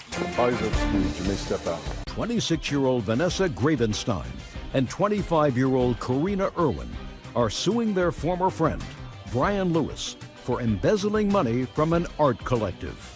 Ms. Gravenstein, according to the complaint that I've read, you and the co-plaintiff met the defendant. You were interested in starting something called an art collective. And I assume what that means is a place where young people can show off their art. Is that right? And also produce their art and be inspired by each other. And what you did was you and the co-plaintiff were involved in setting up events to raise money to create this art collective. And the two of you worked together along with Mr. Lewis. You raised over $4,700 at these various events, something that Mr. Lewis does not deny. And you put it in the bank. And Mr. Lewis took the money and spent it. Mr. Lewis's defense is that it was always intended to be his money. That's your defense. Essentially. Well, Mr. Lewis, I want you to explain that to me, sir.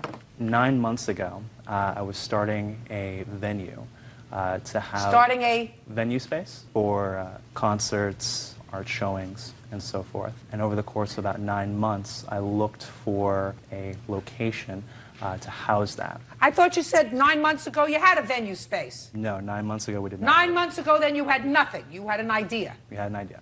Keep going. And over those 9 months, I started a business called... What was the business? The business name was Is Village, and it was filed by the Secretary of the State of Oregon. So now you had an idea that you gave a name to, and you filed a registration of the name. So far you have an idea and a name, and nothing else. Keep going. I basically looked for individuals to help me create this venue space that was supposed to be owned by myself, and met with friends and other individuals, and they aided me in organizing different events. Who aided you? These two individuals and a rotating group of individuals that came in, came out. Keep going. We held events, generated money, and because the business belonged to me, it was put in my personal bank account and was my personal Why was it property. put in your personal bank account? Because the business was mine, I started the group, the money was essentially mine from the get-go. No, that's not true.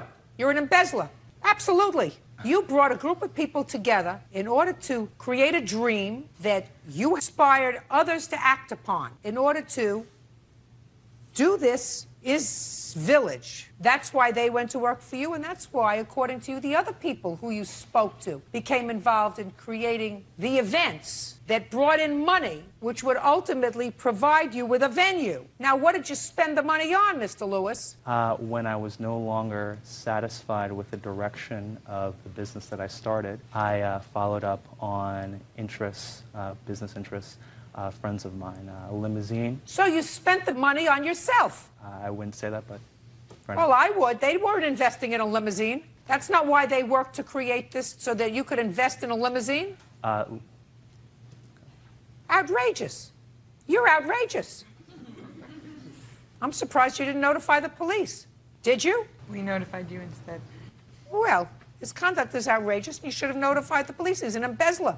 And I wouldn't go into a business with you, Mr. Lewis. What you did is outrageous. The only problem is you're not entitled to this money. I mean, my problem is people supported you and gave money and contributed because they were looking forward to someplace where they could show their wares. If I gave you this money and you used it on yourself, you're no better than he is. Exactly. So we feel like we've learned from this situation, and we're going to get a new business and a new business name. I want to see how much money you collected and how much you put in his bank. Do you have the records? Yeah. I'd like to see it, please. Yeah. Ever been arrested, Mr. Lewis? No, ma'am. How old are you? 21. Better go back to business school. Definitely considering it. I want to see where the money went in. The deposits are highlighted and circled, and then we wrote next to it which benefits that money came from. Oh, that's fine. As soon as you get me the bank records, not these, the bank records. Do you understand? You mean you can't get them because they're in his name? I will sign an order for the bank to turn those over to you, unless he does. You prepared to turn those over? More than happy to do it. Fine. As soon as we get those, and you have a venue with a signed lease, the check will be made payable to that venue. Do you understand? That comports with the reason that not only you, but other people became involved in this vision. Is that reasonable? Absolutely. Perfect. Thank you very much. Grow up, sir. Otherwise, you're going to find yourself in jail. That's all. Diane Dennis is suing her daughter, Christy Dennis, for fraudulently using her home as collateral on a bail bond. Christy claims she paid her back.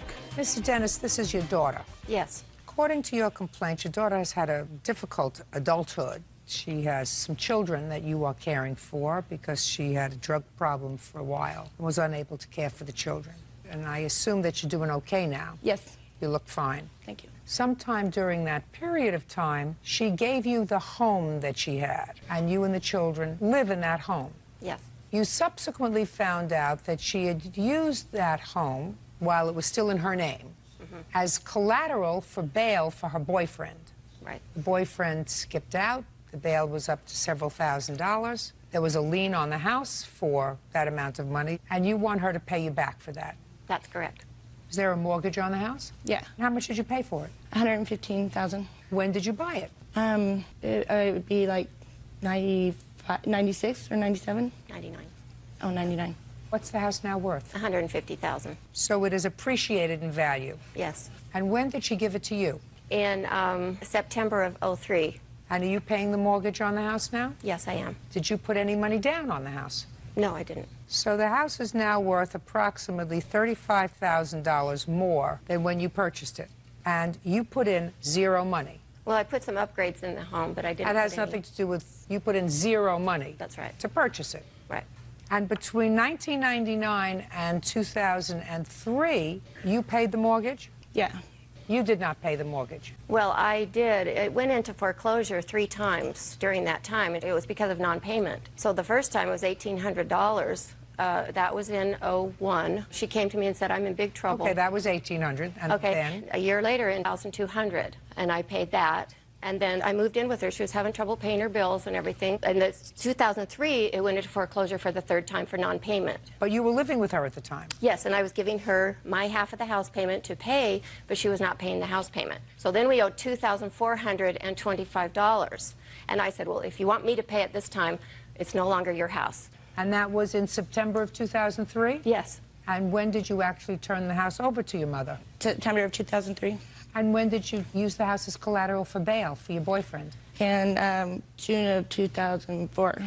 Well, how could you use the house as collateral? Well, it was still in my name, Well, how could it be in your name if you turned it over to your mother?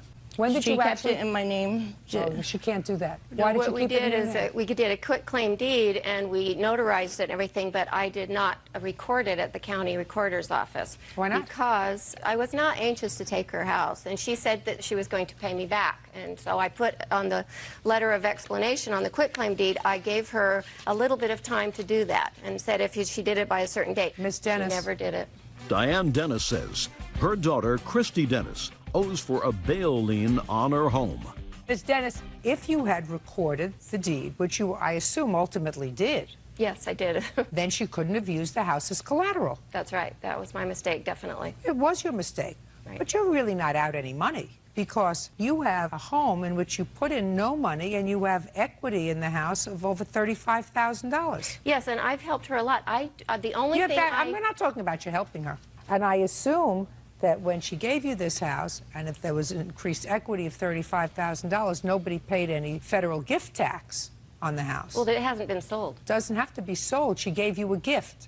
And if the gift is in excess of $10,000, you have to pay a gift tax on that, Ms. Well, Dennis. she was going into foreclosure. It was either going to go to the bank or to me. You're making excuses. You know exactly what I'm saying to you. What I'm saying to you is you now have a home in which at most you put in $4,000 if you paid the back mortgage payment. No, that was over $6,000, three times. I have 18 and 22. And then 24, 25 the last time. That was the Well, foreclosure. you were living, just a second, you were living there. And giving her the payment. You were living there. I don't believe that you were giving her the payment, Miss Dennis. Was I giving? Okay. Mr. Dennis, I don't believe you were giving her the payment. With her history of not paying the mortgage, it doesn't sound right to me that if you're living there because your daughter's on drugs, that you would turn over your half of the mortgage payment to her so that Well, she would I pay the thought mortgage. Ms. Dennis, it doesn't make sense. And if it doesn't Okay. make sense, it's not true. Okay. So, Well, I thought she wasn't believe- paying the payment because she didn't have the money. She went through a hard time. She lost her partner. Ms. She Dennis, wasn't I don't believe working. you that you were giving her the money. I don't believe that you were living in the house with her to take care of your grandchildren because she was going through a difficult time, according to you, on drugs, and you were handing her over money. I don't believe it. Yeah, well. Well, I don't After believe that, it. after I don't believe it. Okay, after she signed the quitclaim deed, the only thing that changed is that I was now making the payment. Ms. Dennis, you have a house in which you have now $35,000 in equity for which you paid nothing. Your Honor, I upgraded the downstairs. Good for you. I Now you upgraded. own the At house. the time I took the quitclaim deed, she had about $10,000 worth of equity. This has been since 2003 that she signed it over to me. In 2004, she used it as collateral to get her boyfriend out of jail. Couldn't now have that's done the that. only. Couldn't have done that, my dear, if you had taken But the deed. it still changes hands. The only thing is it doesn't give notice as far as I gave constructive notice because I'm living in the house. Don't tell me about constructive notice. You did not give constructive notice to the bail bondsman. Because if you did, then the bail bondsman would not have Well, been... yeah, I knew- I found out that about you a think year- you think if you talk more than me, No, you're no. wrong on the law, Miss Dennis. Of course, but Yeah, of course. a year so later, if you're wrong on the law, and if you come to a court, somebody's going to say to you, you're wrong on the law. A certain amount of sympathy, because if you were out money, I would say, I'm you know, out I so have, much I money. have sympathy. Well, that's not what this is about. We're here on one particular issue.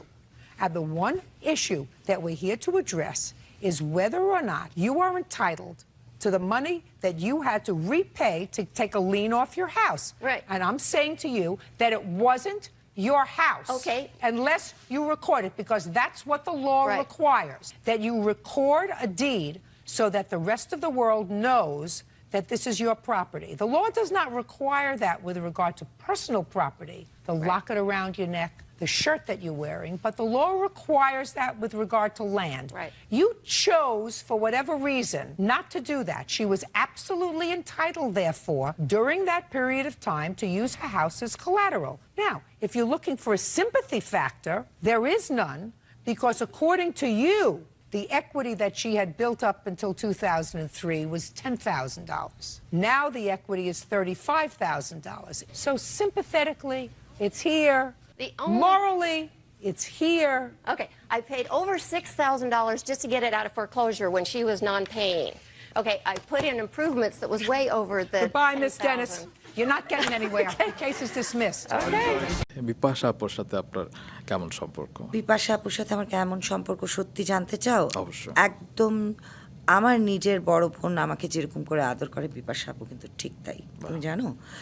এবং আমি আপনাদের একবার শবনম ফারিয়ার বিয়েতে একসাথে দেখেছি বা আপনারা এত সুন্দর করে হেসে হেসে এরকম খুনসুটি করছিলেন, আমি আপনাদের সাথে সেলফিও তুলেছিলাম। তুমি জানো আমার ওই দিন কি হয়েছিল? শবনম ফারিয়ার বিয়েতে গিয়ে হঠাৎ করে আমি জানি না কয়জন জানো কথাটা আজকে বললাম, আমি আর বিপ্লব গেছিলাম একসাথে বিয়েতে। আমরা সবাই দিনের বেলায় সবাই দুষ্টুমি করছি, সবাই বিপাশা আপু আমি আর ওর বিপাশা আপু আমি বিপ্লব, আমরা তিনজন খুব ছবি তুলছিলাম, সেলফি তুলছিলাম। হঠাৎ করে আমার একদম চক্কর দিয়ে মাথায়, আমি জানি না কেন, আমি মনে খুব স্ট্রেস ছিলাম, শরীর খারাপ ছিল, ধাম করে আমি বসে গেছি। অন্ধকার দেখছিলাম চোখে, কেন আমি জানি না, আমি খুব বিজি ছিলাম সেদিন। সকালে একটা মানে দুপুরে ওর দাওয়াত ছিল, বিকেলে আমার 2টো দাওয়াত ছিল, এরকম কিছু। হ্যাঁ, আর অনেক সময় ওই যে তুমি বললে না মপু আপনি সবসময় অন টাইম সেটে পৌঁছান, এটা কিন্তু চেষ্টা করি, কিন্তু এটা কিন্তু একটা স্ট্রেস। কিন্তু জানো কি হয়েছিল তখন? আমার ফোন বাজছিল, মোবাইল। বিপ্লব তো আমাকে নিয়ে একদম, আমি ব্ল্যাক আউট হয়ে গেছে, বিপ্লব আমাকে নিয়ে অস্থির হয়েছে, বিপাশা আপু অস্থির হয়েছে, মৌ এরকম করে ধাক্কাচ্ছে এই করছে। আমার ফোন বেজে উঠেছে, জাহিদ ফোন করেছে। ফোনটা কিন্তু বিপাশা আপু ফোন ধরে বিপাশা আপু জাহিদকে বলেছিল, জাহিদ মৌয়ের শরীর খুব খারাপ, ওকে কিন্তু একটু খেয়াল করো। তো বিপাশা আপুর সাথে আমার ঠিক এরকম সম্পর্ক। বিপাশা আপু আমাকে জাহিদের থ্রুতে চিনে না, আমি সরি রুম্মান। আমার বাবা মাকে তার বাবা মারা চেনেন, এবং অনেক অল্প বয়সী থেকে বিপাশা আপার আম্মা আমার মাকে ভীষণ ভালোবাসেন, এবং তাদের সাথে আমার একদম পারিবারিক একটা সম্পর্ক। খবর এলো হচ্ছে গিয়ে আপনাদের সংসারের ঝড়, এবং আমার কাছে অনেকগুলো ফোন চলে এলো, যারা পরবর্তী হয়তো পুরোপুরি দেখেও নাই, ওই হেডলাইন দেখে আমাকে জিজ্ঞেস করেছে আসলে কি ওদের ডিভোর্স হয়ে যাচ্ছে? আপনিও নিশ্চয়ই এরকম অনেক ফোন পেয়েছেন। ফোন পেয়েছি, এবং সত্যি কথা বলতে আমার তো বিয়ের পর থেকেই ডিভোর্স হয়ে যাচ্ছে জাহিদের সাথে। তার কারণ হলো এক সংখ্যক মানুষ কখনো বিশ্বাসই করতে পারেনি যে আমি সংসার করতে পারবো, যেটা জাহিদকেও বিয়ের আগে কানে দেয়া হচ্ছিল যে ওকে বিয়ে করছো, প্রশ্নই আসে না, 6 মাস টিকবে না তোমাদের সংসার। যে কথাটা আমি শুনেছি অনেক পরে, জাহিদ আমাকে গল্পটা করেছিলেন, বেশ বরেণ্য একজন শিল্পী বলেছিলেন জাহিদকে যে ওকে বিয়ে করছো তো 6 মাস। তো এটা দিল্লি কা লাড্ডু। তো আসলে আমি নিজে এই জিনিসটা খুব অপছন্দ করি যে একটা মানুষকে না জেনে, যেটা আমাদের সবারই অভ্যাস। একটা কথাই তো আছে, একটা বইয়ের কাভার দেখে তুমি তাকে জাজ করতে পারো না। তো আমার ব্যাপারেও তাই, বেশিরভাগ মানুষ আমাকে যেটুকু জানেন, যারা আমার কাছের থেকে আমাকে চিনেন, আমার পরিবার এবং আমার খুব কাছের কিছু মানুষরা ছাড়া, আমাকে কিন্তু বেশিরভাগ মানুষই ওটাই ধারণা করে যে আমার সাথে সংসার করতে জাহিদের খুব কাঠখড় পোড়াতে হচ্ছে। তো এটা এখন তাদের ব্যক্তিগত ব্যাপার, যে সংসার করছে সেই বোঝে সে কী করছেন, এবং আমার সাথে যে সংসার করছে সেই বলতে পারবেন।